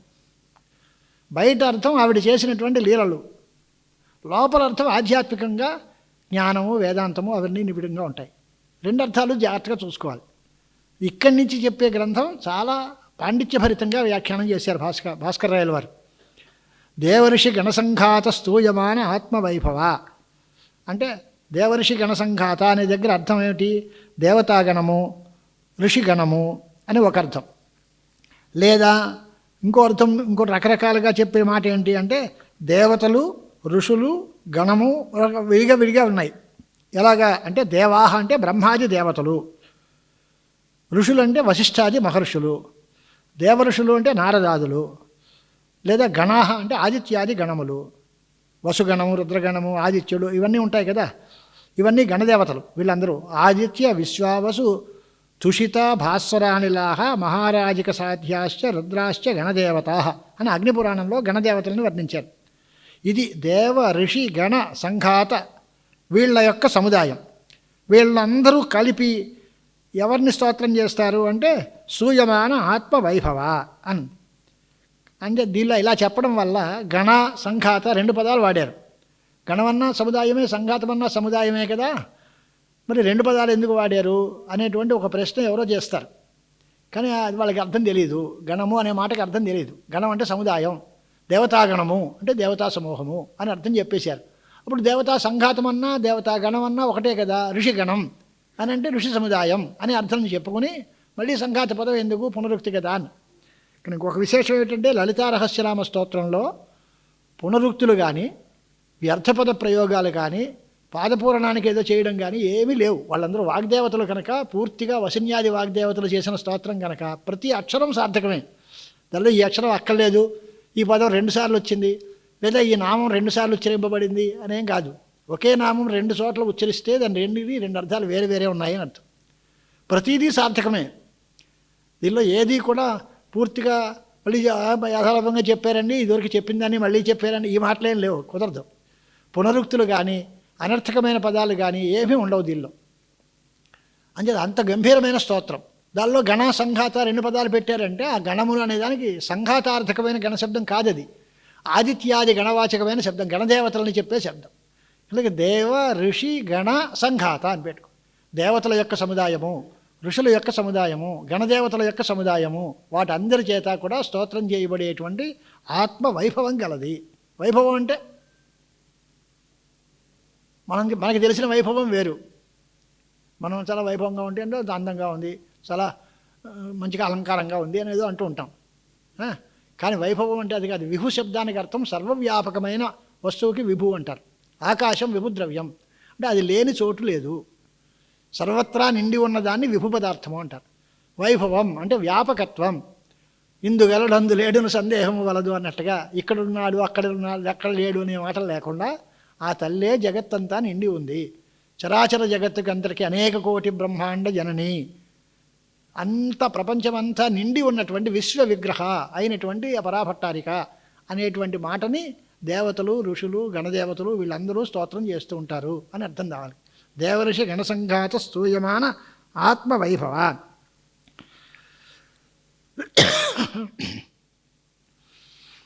ఇప్పుడు ఇది దేవకార్య సముద్యత అని మొట్టమొదటిలో స్తోత్రం స్థూల రూపం చెప్పాం మనం. ఆ స్థూల రూపం యొక్క కార్యాన్ని అంతటినీ కూడా చెప్పడం కోసమని దీని తర్వాత నుంచి ప్రారంభం చేశారు. దేవకార్య సముద్యత ఇది యత్ స్థూలరూపస్య కార్యముక్తం తత్ ప్రపంచయతి వండాసుర వధోద్యుక్త శక్తిసేనా సమన్విత. ఇవి దీనివల్ల స్తూయమానం అంటే చైతన్యం అనేటువంటిదే ఆత్మ, అఖిల ప్రేమాస్పదమైన చైతన్యము, దేవతలందరూ దాన్నే స్తోత్రం చేస్తున్నారు అనేటువంటి ఉద్దేశంతో బ్రహ్మాది దేవతలు కానీ వశిష్ఠాది మహర్షులు కానీ లేదా ఆదిత్యాది గణములు కానీ రుద్రులు కానీ గణదేవతలు కానీ వీళ్ళందరి యొక్క సముదాయం చేత అనేక కోటి దిక్పాలై చంద్రార్క వసుకోటిభి అనేటువంటి రుద్రయామల తంత్రంలో చెప్పినట్టుగా ఆవిడ స్తోత్రం చేయబడుతోంది అని అర్థం చెప్పారు. అటువంటి ఆత్మాభిమన్నమైనటువంటి దేవత యొక్క వైభవం అంటే విభుక్త్వం, అనంత శక్తి సంవృతత్వ రూపం, ప్రాభవం. వైభవము ప్రాభవము ఈ మాటలన్నీ ఉన్నాయి. ఆ వైభవం సర్వవ్యాపకత్వం అంటే అన్ని శక్తులతోటి కూడినది, అనంత శక్తి సముపేతురాలు అని అర్థం. ఆ విషయాన్ని వాళ్ళందరూ స్తోత్రం చేస్తున్నారు. అటువంటి సర్వశక్తి సంపన్నురాలైన ఆ పరాశక్తి యొక్క వైభవాన్ని అంతటినీ చెప్పారు. అది ఇంతవరకు మాటలు చెప్పారు. ఇప్పుడు ఆవిడ చేసినటువంటి ఘనకార్యాలు ఏమిటి అనే దానికి మొదటిలో భండాసురవధోద్యుక్త శక్తిసేనా సమన్విత అని ఆరంభం చేస్తున్నారు. ఈ భండాసురుడు ఎవడు, ఎలా వచ్చాడు అనే దానికి కూడా కథ చెప్తున్నారు ఆయన. భండనామక అసుర, భండు అనేటువంటి ఒక పేరు గల రాక్షసుడు, ఆయనతో యుద్ధం జరిగింది అనేటువంటిది లలితోపాఖ్యానంలో చాలా ప్రసిద్ధమైనది. ఎలా వచ్చింది, భండు ఎలా వచ్చాడు అని అంటే బ్రహ్మాండ పురాణంలో దీని కథ ఉందట. పరమశివుడు మన్మథుడిని దహింపజేసేశాడు. ఆ మన్మథ శరీరం అంతా భస్మమైపోయింది. బ్రహ్మాండ పురాణే మన్మథ దాహం ప్రక్రమ్య అని వరకు చెప్పారు. మన్మథుడిని పరమశివుడు మూడో కంటితో వచ్చినటువంటి అగ్నికి ఆహుతి చేసేశాడు, అంటే భస్మం చేసేశాడు. అథ తద్భస్మ సంవీర్య చిత్రకర్మ గణేశ్వర తద్భస్మనాథు పురుషం చిత్రాకారంచకార సహా. చిన్నపిల్లాడు కదా గణపతి, అక్కడ కూర్చున్నాడు. ఆయనకి ఏదో సరదా ఆ బూడిదని అంతటినీ ఓ చోట ఇల్లాడించి ఓ విగ్రహంగా తయారు చేశాడు. వాడు ఆ భస్మంలోంచి తయారు చేసిన వాడు భండాసురుడు తయారయ్యాడు. ఆ గణపతి మన్మథుడిని చంపేసినటువంటి మన్మథుడు దహింపిపోయి కాలిపోయి బూడిదైపోతే ఆ బూడిదని అంతటినీ గణపతి గారు అక్కడ కూర్చోబెట్టి దాన్ని అంతటినీ తయారు చేసి ఓ విగ్రహం చేశాడు. తద్భస్మన పురుషం చిత్రాకారం చకార సహా. అది చూసేసరికి బ్రహ్మగారు బండితి అన్నట్టు ఆయన ఎంత పొరపాటు చేశారని ఆయన ఇదేంటో గొడవ, ఆ భస్మని చేసి ఇలా విగ్రహం చేసేవి ఏంటి ఆ బూడితోటి అని ఏతదృష్ట్వాతు చరితం ధాత బండితి అని అన్నాడు. ఆ అన్నాడు కనుక యద్ ఉవాచ తతో నామ్నా భండో లోకేషు కథ్యతే అనంటే ఈ భండాసురుడు ఎలా పుట్టాడనమాట, మన్మథుడి యొక్క శరీర భస్మ నుంచి గణేశ్వరుడి యొక్క మహిమ చేత తయారైనటువంటి ఒక అసురాకారం. మరి ఆయన రాక్షసుడు ఎందుకు అయ్యాడు, అసురత్వం ఎందుకు చేరాడంటే రుద్ర కోపానలాజ్జాత యత భండో మహాబల తస్మాత్ రౌద్రస్వభావశ్చ దానవశ్చ అభవత్ తత. వాడు భండాసురుడు ఎందుకు అయ్యాడు, రుద్ర కోపాగ్నిలోంచి పుట్టిన భస్మం అది. అంచేత ఆ భస్మంతో తయారైన వాడు కనుక వీడు భండ మహాబలుడయ్యాడు, రుద్రుడి వల్ల పుట్టాడు కనుక, కోపానలం వల్ల పుట్టాడు కనుక దానవుడయ్యాడు, అసురభావంతో ఉన్నవాడు. అంచేత వాడు భండాసురుడు అయ్యాడు. అలాంటి భండాసురుడిని చంపడం కోసం స్త్రీదేవతలైనటువంటి శక్తుల యొక్క సేనలన్నీ ఉన్నాయి. అవన్నీ మంచి వ్యూహాలు పన్ని ఆ భండాసురుడితో యుద్ధం చేసి ఎలాగైనా వాటితో విజయం పొందాలి అనేటువంటి శక్తిసేన అనేటువంటిది ఒక సైన్యం, అమ్మవారి యొక్క సైన్యం అంతా, స్త్రీదేవతల యొక్క సముదాయం. అందరూ మిలిటరీ అంతా కూడా ఫిమేల్, మొత్తం అంతా మగాళ్ళు ఎవరు లేరు. మణిద్వీపంలో వర్ణిస్తూ ఉంటారు అక్కడ మనిషి మగాడని వాళ్ళు లేనే లేడని, అందరూ ఆడాళ్ళే. దానిలో బ్రహ్మ విష్ణు మహేశ్వరులు విమానంలో అక్కడికి వెళ్తారు. సేవి భాగవతం తృతీయ స్కందంలో ఉంది కథ. అక్కడికి వెళ్ళేసరికి మగాళ్ళకి ఎంట్రన్స్ లేదు. ఇప్పుడు అమ్మవారి దర్శనం కావాలనుకున్నారు, భక్తితో కొలిచారు కనుక వీడు ముగ్గురు ఆడవాళ్ళు అయిపోయారట. ఆ లోపలికి వెళ్ళి అమ్మవారి పాదాల దగ్గర కూర్చున్నారు. బ్రహ్మ విష్ణు మహేశ్వరులు కూడా యువతి భావాన్ని పొందారు. అమ్మవారి దగ్గర కూర్చుంటే వాళ్ళకి అమితమైన ఆనందం కలిగింది. నాకు ఈ బ్రహ్మపదం విష్ణుపదం నాకు అక్కర్లేదమ్మా, మేము ఇక్కడే ఉండిపోతాం అన్నట్టు వాళ్ళు. మీకు పాదాల దగ్గరే ఉండిపోతాం, ఈ ఆనందం మాకు చాలు, మాకు మళ్ళీ లోకాలన్నీ చెడిపోతారా బాబు, మీ పనులు ఎవరు చేస్తారు అని వాళ్ళకి మళ్ళీ తమ సంపర్కంతో తమ అంశ శక్తులుగా మహాకాళి, మహాలక్ష్మి, మహాసరస్వతి ముగ్గురిని తయారు చేసి ముగ్గురికి ఇచ్చి వీళ్ళని తీసుకెళ్ళి మీ కార్యక్రమాలు మీరు చేసుకోండి అని జగన్మాత ఆదేశించింది. అప్పుడు మహాసరస్వతిని పుచ్చుకుని బ్రహ్మగారు సత్యలోకానికి వచ్చాడు, మహాలక్ష్మిని పుచ్చుకుని నారాయణుడు వైకుంఠానికి వెళ్ళాడు, మహాగౌరి మహాకాళి అనే పేరుతో పిలువబడిన శక్తిని పుచ్చుకుని పరమశివుడు కైలాసానికి వచ్చారు. ఈ కాదా వీళ్ళు ముగ్గురు ఆ పరాదేవత యొక్క అంశలు. వాళ్ళ యొక్క శక్తితో కలిపి ఆవిడ అప్పుడే పురమాయించిందట, శ్రేయక్కలు నావమంతం యా, స్త్రీలను అవమానం చేయకూడదు, వీళ్ళ సహకారంతో మీ కార్యాలు మీరు జయప్రదంగా చేసుకోండి అని పురమాయించింది. ఇప్పుడు భార్యాభర్తలు కొట్టాడుకు వస్తూ ఉంటే కార్యక్రమాలు ఎక్కడవుతాయి? భర్త అంటే భార్యకు పడదు, భార్య అంటే భర్తకు పడదు అంటే ఆ దాంపత్యాలు సంసారాలు ఎలాగ ఉంటాయి? అంతేత స్త్రీ సహకారం ఉండాలి, స్త్రీని గౌరవించడం నేర్చుకోవాలి. స్త్రీలని ఏ భూషణ ఆభరణాదులతో ఇంట్లో పెట్టడం దేనికి అంటే రక్షణ కోసం. అంటే కట్టుబాటు చేశారు, మమ్మల్ని బయటకు వెళ్ళనివ్వట్లేదు, ఈ మాటలు కాదు. ఇంట్లో కూర్చోబెట్ట భారతీయ సంప్రదాయంలో స్త్రీలకు ఇచ్చినటువంటి ప్రముఖ స్థానం. వాళ్ళని రక్షించాలి. తనకు ఉన్నా తినడానికి ఉన్నా లేకపోయినా కనీసం ఏదో శ్రావణ శుక్రవారం వచ్చింది అంటే ఎంతో కొంత బంగారం పెట్టుకు ఆవిడకి ఇస్తారు. మహాలక్ష్మి స్వరూపంగా భావించి ఉన్నంతలో ఆవిడకి అలంకారాలు పెట్టి ఆభరణాలతో భూషణాలతో సౌకర్యాలను ఇచ్చి రక్షించుకోవడం. స్త్రీ అంటే గృహిణి, ఇంటి సంపదంతా ఇల్లాలే అనే భావంతో వాళ్ళందరూ పరమశివుడి యొక్క అవతారం, పరాశేవత యొక్క అంశలు అనేటువంటి భావంతో మనం గుర్తించాలి అనే మాట ఉంది. అలాంటి పరిస్థితుల్లో ఆ శ్రీదేవతలే శక్తిసేన. ఈ భండాసురుడిని వధించడం కోసం ఉద్యుక్త సమాయత్తమైనటువంటి స్త్రీసేనలన్నీ ఉన్నాయి. దానితో సమన్విత అంటే వాటితో కూడింది, అంటే సమ్యక్ అభేదేన అన్విత, వాటితో ఈవిడ కూడా వాళ్ళతో ఏకంగా ఉంది అని. ఇక రెండోది ఆధ్యాత్మికార్థం కూడా చెప్పాలన్నాక ఇక్కడి నుంచి ప్రారంభం చేసి వేదాంతార్థాలు కూడా ఉంటాయి ప్రతి నామానికి. భండాసురుణ్ణి చంపడానికి సమకట్టిన నడుం బిగించినటువంటి వారి ఆ శక్తి సేనలతో కూడినది అని అర్థం చెప్పారు మొదటిది. అది బయటకు అర్థం. లోపల ఉండేది భండహ అనే మాటకు అర్థం ఏమిటి అనే దానికి అర్థం స్వచ్ఛ ప్రకృతే జీవభావమాపన్న దేహి, చైతన్య స్వరూపుడైన ఆత్మ. ఆత్మ జీవభావాన్ని పొందితే ఈ శరీరంలో ఉండేటువంటి వాడు ఉన్నాడే వీడు భండహ అని పేరుతో పిలుస్తారు. భండహ అనే దానికి నిర్లజ్జ అని, సిగ్గులేనివాడు అని అర్థం. సిగ్గు లేకుండా ఉన్నవాడు ఎవడు అని అంటే ప్రకృతే జీవభావమాపన్న దేహి. ఎందువల్ల అని అంటే సచ్చిత్ సుఖాత్మాపి జడ అస్థిరత్వ దుఃఖాదిభి క్లిశ్యసి భండిమాయం. వస్తుత వీడెవడు? పరమాత్మ. వీడికి దుఃఖాలు ఎక్కడుంటాయి? శాశ్వతమైన చైతన్య స్వరూపుడు ఆత్మ. వీడు నేను జడుణ్ణి అనుకుంటున్నాడు, ఈ దేహమే నేను అనుకుంటున్నాడు. నేను స్థిరం కాదు, నిన్న పుట్టాను రేపు పోతాను అనుకుంటున్నాడు. అస్థిరత్వం ఉంది, నాకు దుఃఖాలున్నాయి అనుకుంటున్నాడు. ఇదే వీడి యొక్క భండిమ, ఈ క్లేశం అంతా. ఈ జీవుడుగా నేను జీవుణ్ణి అని అనుకుని జీవుడు పొందేటువంటి వేదనలన్నీ పొందుతున్నాడే అదే దానికి భండిమ అని పేరు. అంటే భండహ అనే దానికి జీవుడు అని అర్థం. భండిమ అంటే జ్ఞానబంధము అని అర్థం. తస్య ఆత్మా జ్ఞానం అనేటువంటిది మాట ఉంది. దానికి వధహ, దీన్ని ఆణవమలం అనే పేరుతో పిలుస్తారు. ఆణవమలం అనే దానికి అర్థం ఏమిటి అంటే ఆత్మ చూసి ఆత్మ కాదనుకోవటం, ఆత్మ కాని దాన్ని చూసి ఆత్మ అనుకోవటం. ఇది ఆణవమలం అంటే అజ్ఞానం. అనాత్మని ఆత్మత్వ ప్రత్యయ, ఆత్మ కాని దాన్ని బట్టి ఆత్మ అనుకోవటం. ఎలాగా? దేహేంద్రియ మనోబుద్ధుల్ని ఆత్మ అనుకోవడం. నిజమైన ఆత్మని ఆత్మ కాదనుకోవడం. అజ్ఞానం చేత ఆత్మను ఆత్మగా గుర్తించక ఆత్మ కానిటువంటి అనిత్య వస్తువులన్నిటినీ ఆత్మగా భావించి వాటి యందు ఉండే రాగద్వేషాలతో తప్పుడు పనులు చేసి దుఃఖాల పాలవుతున్నారు. ఇది జీవుడి యొక్క భండిమ. ఇలాంటి భండిమ ఆసురభావాల్ని పోగొట్టడం కోసం ఆవిడ నడుము కట్టుకుంటుంది. అంటే ఆవిడ మనకి జ్ఞానాన్ని ప్రసాదిస్తే ఈ అవిద్య చేత ఈ అజ్ఞానం తొలగిపోతుంది. అప్పుడు భండాసురుడు యొక్క వధ జరిగినట్టు అవుతుంది. భండాసుర వధ అంటే అవిద్యానాశము అని అర్థం, అజ్ఞానము నశించుట అని అర్థం. అజ్ఞాన నాశం కోసం అమ్మవారిని ఆశ్రయిస్తే అమ్మవారు మనకి జ్ఞానాన్ని ప్రసాదిస్తే ఆ సేనా సముదాయం చేత మన యొక్క అజ్ఞానం పోతుంది అని రాసి తసాం సేనయా సమూహేన సమన్వితేతి రహస్యార్థ. పైకుండే నామం వేరు, బండాసుర వధోద్యుక్త శక్తి సేనా సమన్విత అని.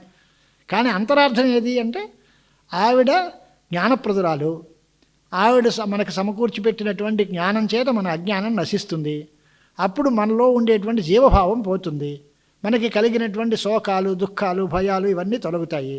అప్పుడు మనం తరచు శోకం ఆత్మవేత్త అయిన వాళ్ళు శోకాన్ని దాటుతారు. అభయం ప్రతిష్టానం విందతే అని ఉపనిషత్తులు చెప్తాయి. అలాంటి మానవ జన్మ యొక్క చరమ లక్ష్యం, మానవుడిగా పుట్టినటువంటి వాడు నేను పరమాత్మ నేను గుర్తింపు పొందాలి. పొందితేనే దుఃఖాలు పోతాయి, లేకపోతే పోవు. ఎన్ని పూజలు చేసినా దుఃఖం ఎలా పోతుంది? జన్మ పోతే కదా దుఃఖం పోయేది.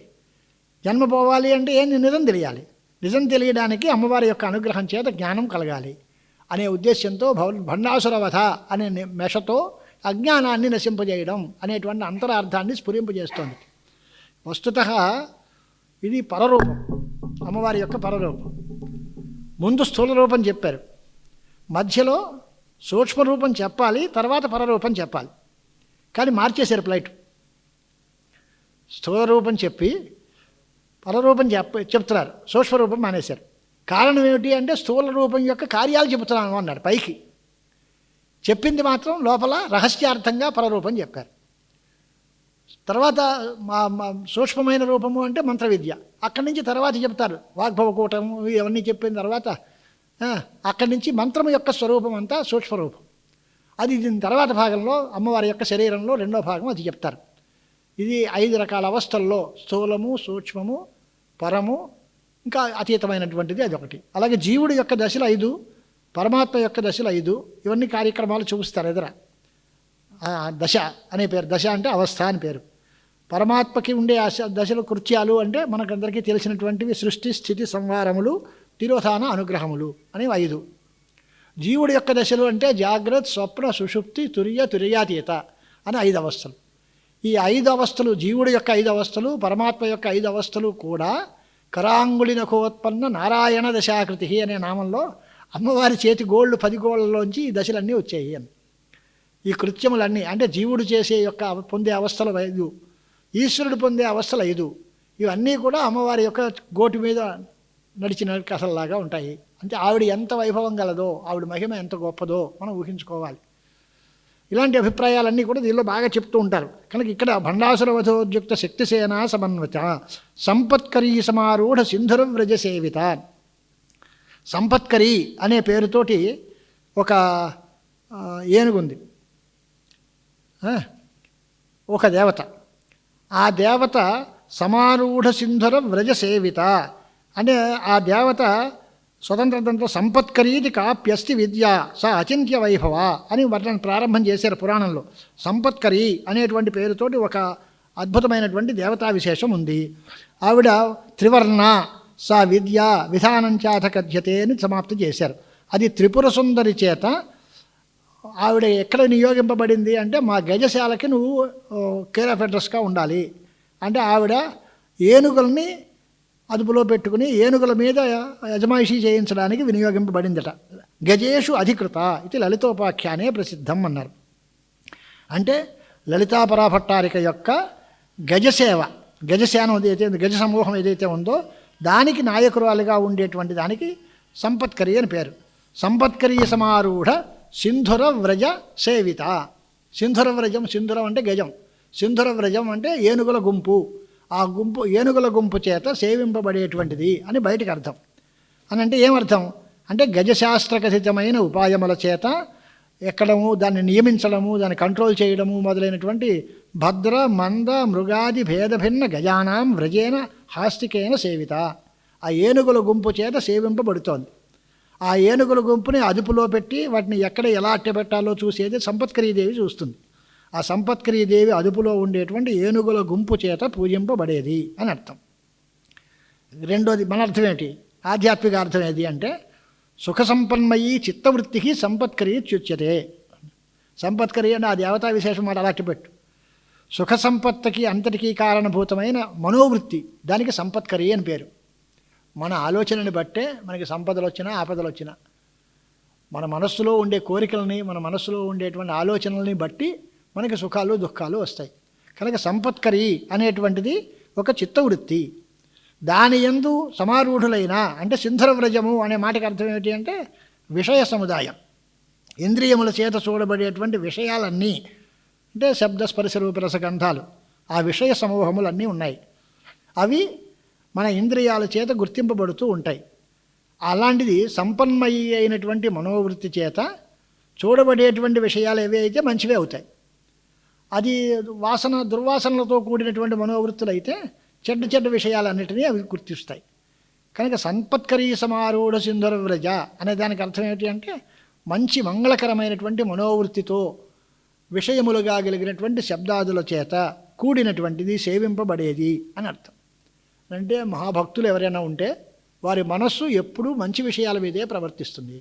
అప్పుడు వారు మంచి ఇంద్రియాలతో చూడదగిన అమ్మవారి యొక్క దివ్యమంగళ విగ్రహాన్ని చూస్తారు, అమ్మవారి దివ్యమంగళ కీర్తనం చేస్తారు, ఆ దివ్యమైన కథలనే వింటారు, మొత్తం సమస్త విధమైన ఇంద్రియాలతోటి అమ్మవారి యొక్క సేవ చేస్తారు అనే ఉద్దేశంతో సంపత్క్రియ సమారూఢ సింధురవ్రజ సేవిత అనేటువంటి మాట చెప్పారు.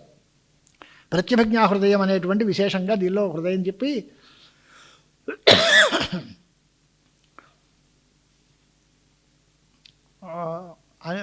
ఒకటి అంటే గజాధిపతి అయినటువంటి అంటే గజసేన మీద ఆధిపత్యం కలిగినటువంటి దేవత సంపత్కరీ సమారూఢ సింధురవ్రజ సేవిత అశ్వారూఢాధిష్ఠితాశ్వ కోటిభిరావృత. అశ్వారూఢ అని మరో అమ్మవారి పేరు. ఈవిడ అమ్మవారి పేరు ఏమిటి అంటే అశ్వారూఢాఖ్య కాచిద్దేవత తంత్రే ప్రసిద్ధ.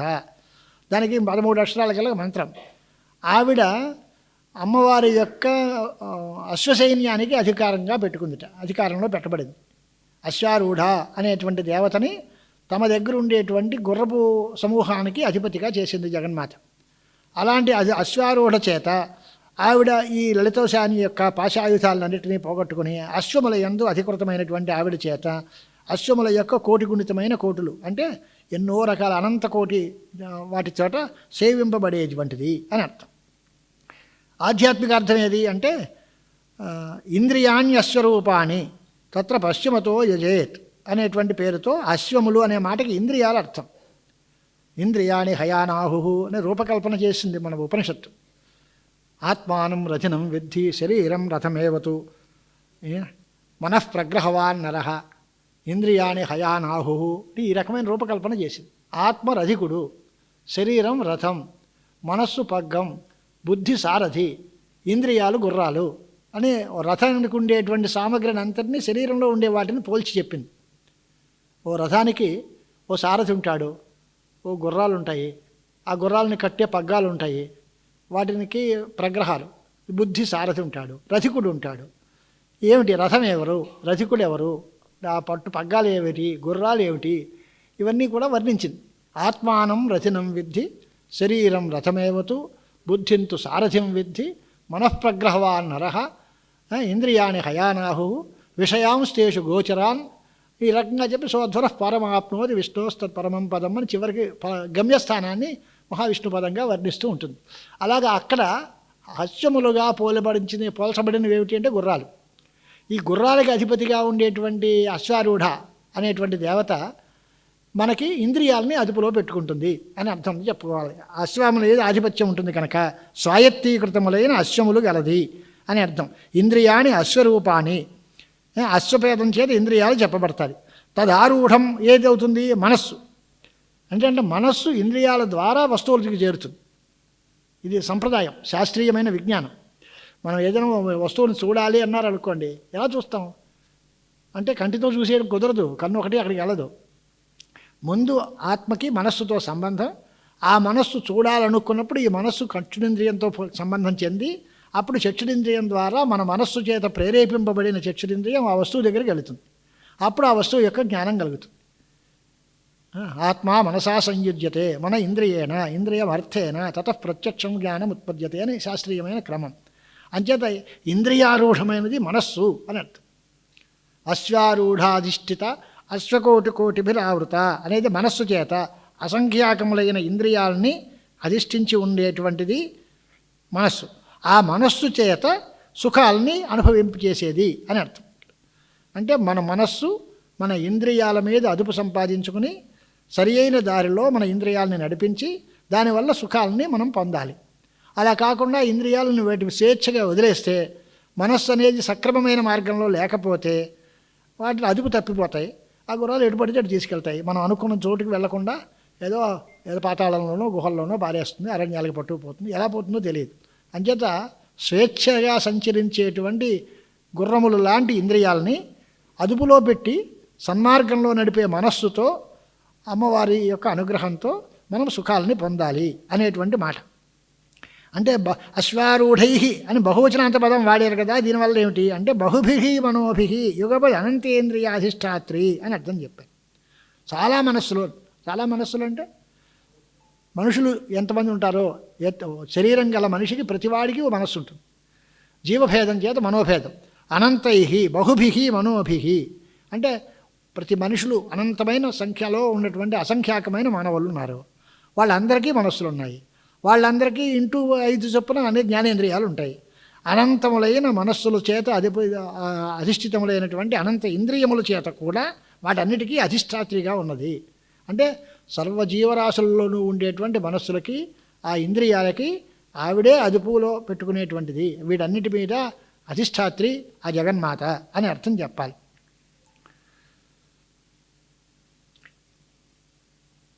సదాశివ మొదలైన దగ్గర నుంచి క్షిత్యంత విశ్వసర్గాది లీలయ కుమారి అనేటువంటి మాట, పరాభట్టారిక శైవ కుమారి ఇది ప్రకీర్తిత అనేటువంటి మాట ఉంది. ఆవిడ పరాభట్టారిక, ఆవిడ్నే కుమారి అని కూడా పేరుస్తున్నారు. కుమారి అంటే ఏమర్థం? కుం అంటే మహామాయ భూమిం మారయతి.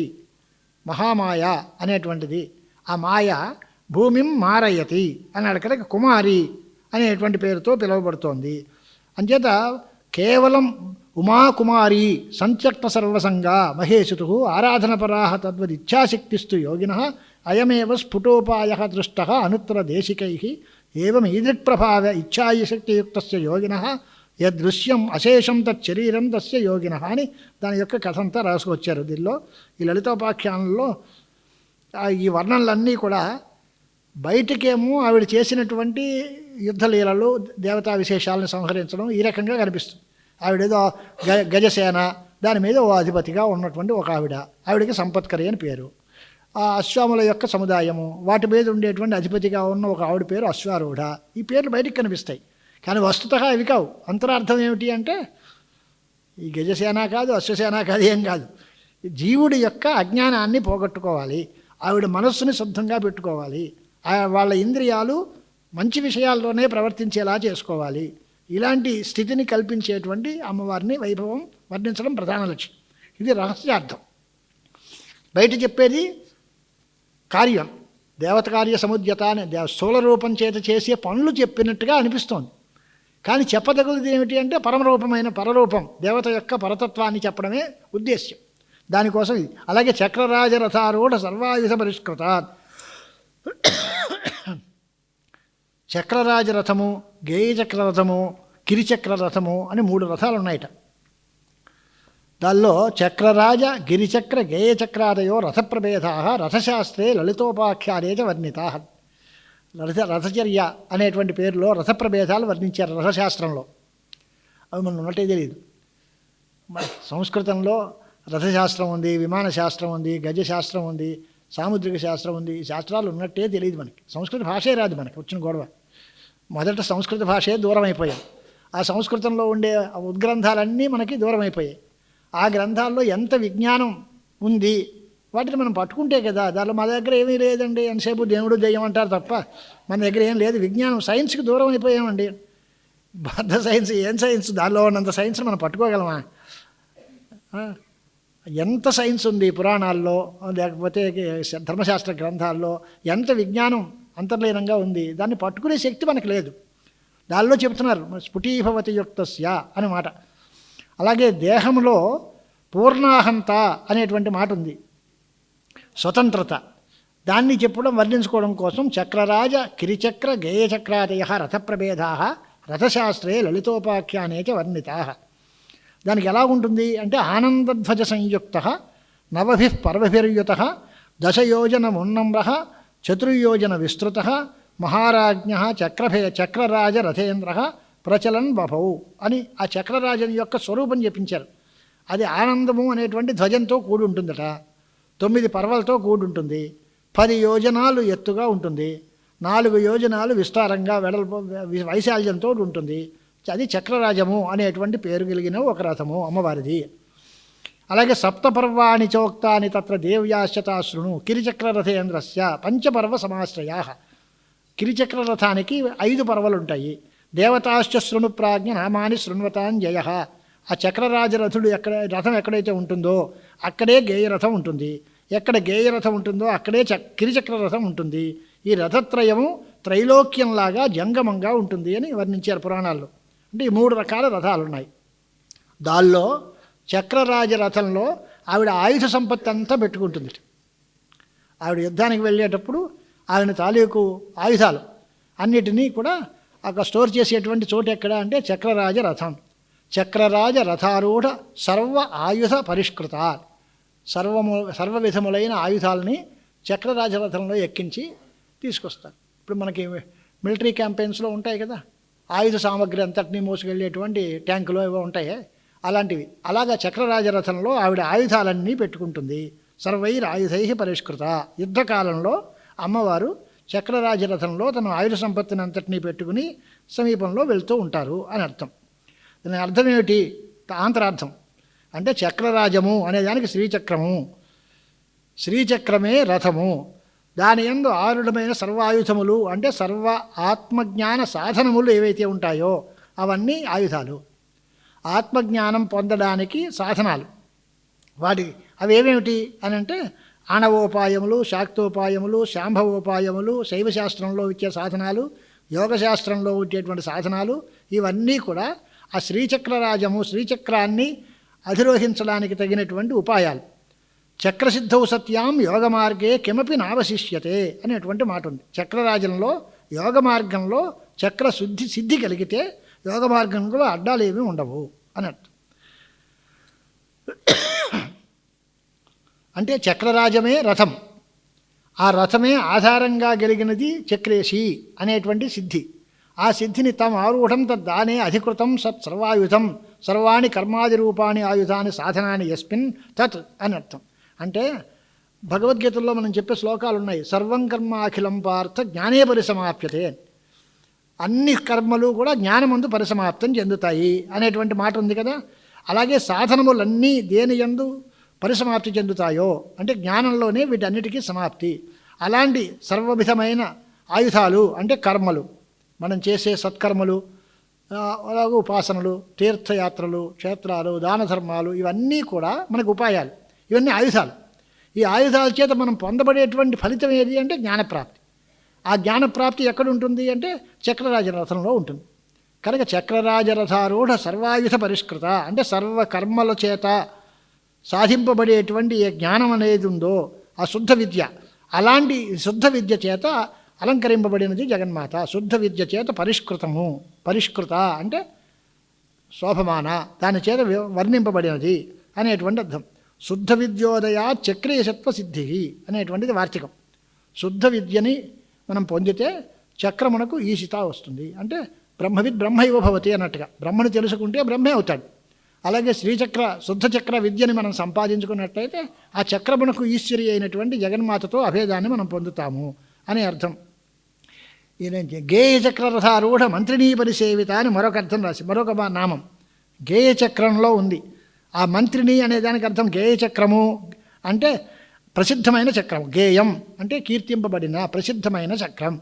దాని యొక్క రథం ఏది అంటే సూర్యమండలస్య తత్ర ఆరూఢాభి మంత్రినీభి విద్యోపాసకాభిర్యోగినీభి పరిసేవిత.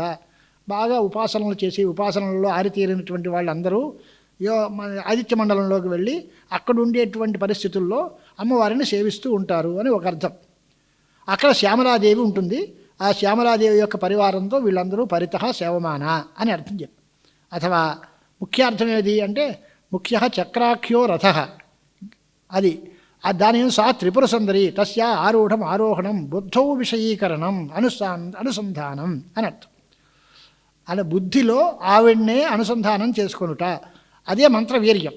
అలాంటి మంత్రిని అనేదానికంటే త్రిపుర సుందరికి తనకి భేదం లేదు, నేనే అమ్మవారిని, అమ్మవారి స్వరూపాన్ని అని పొందేటువంటి అభేద అనుసంధానం అనేటువంటిది ఏదైతే ఉందో అది గురుముఖం చేత అనుష్ఠానం చేత పొందబడే విషయం తప్ప అంత తేలికైంది కాదు అని ఆయన రాశారు.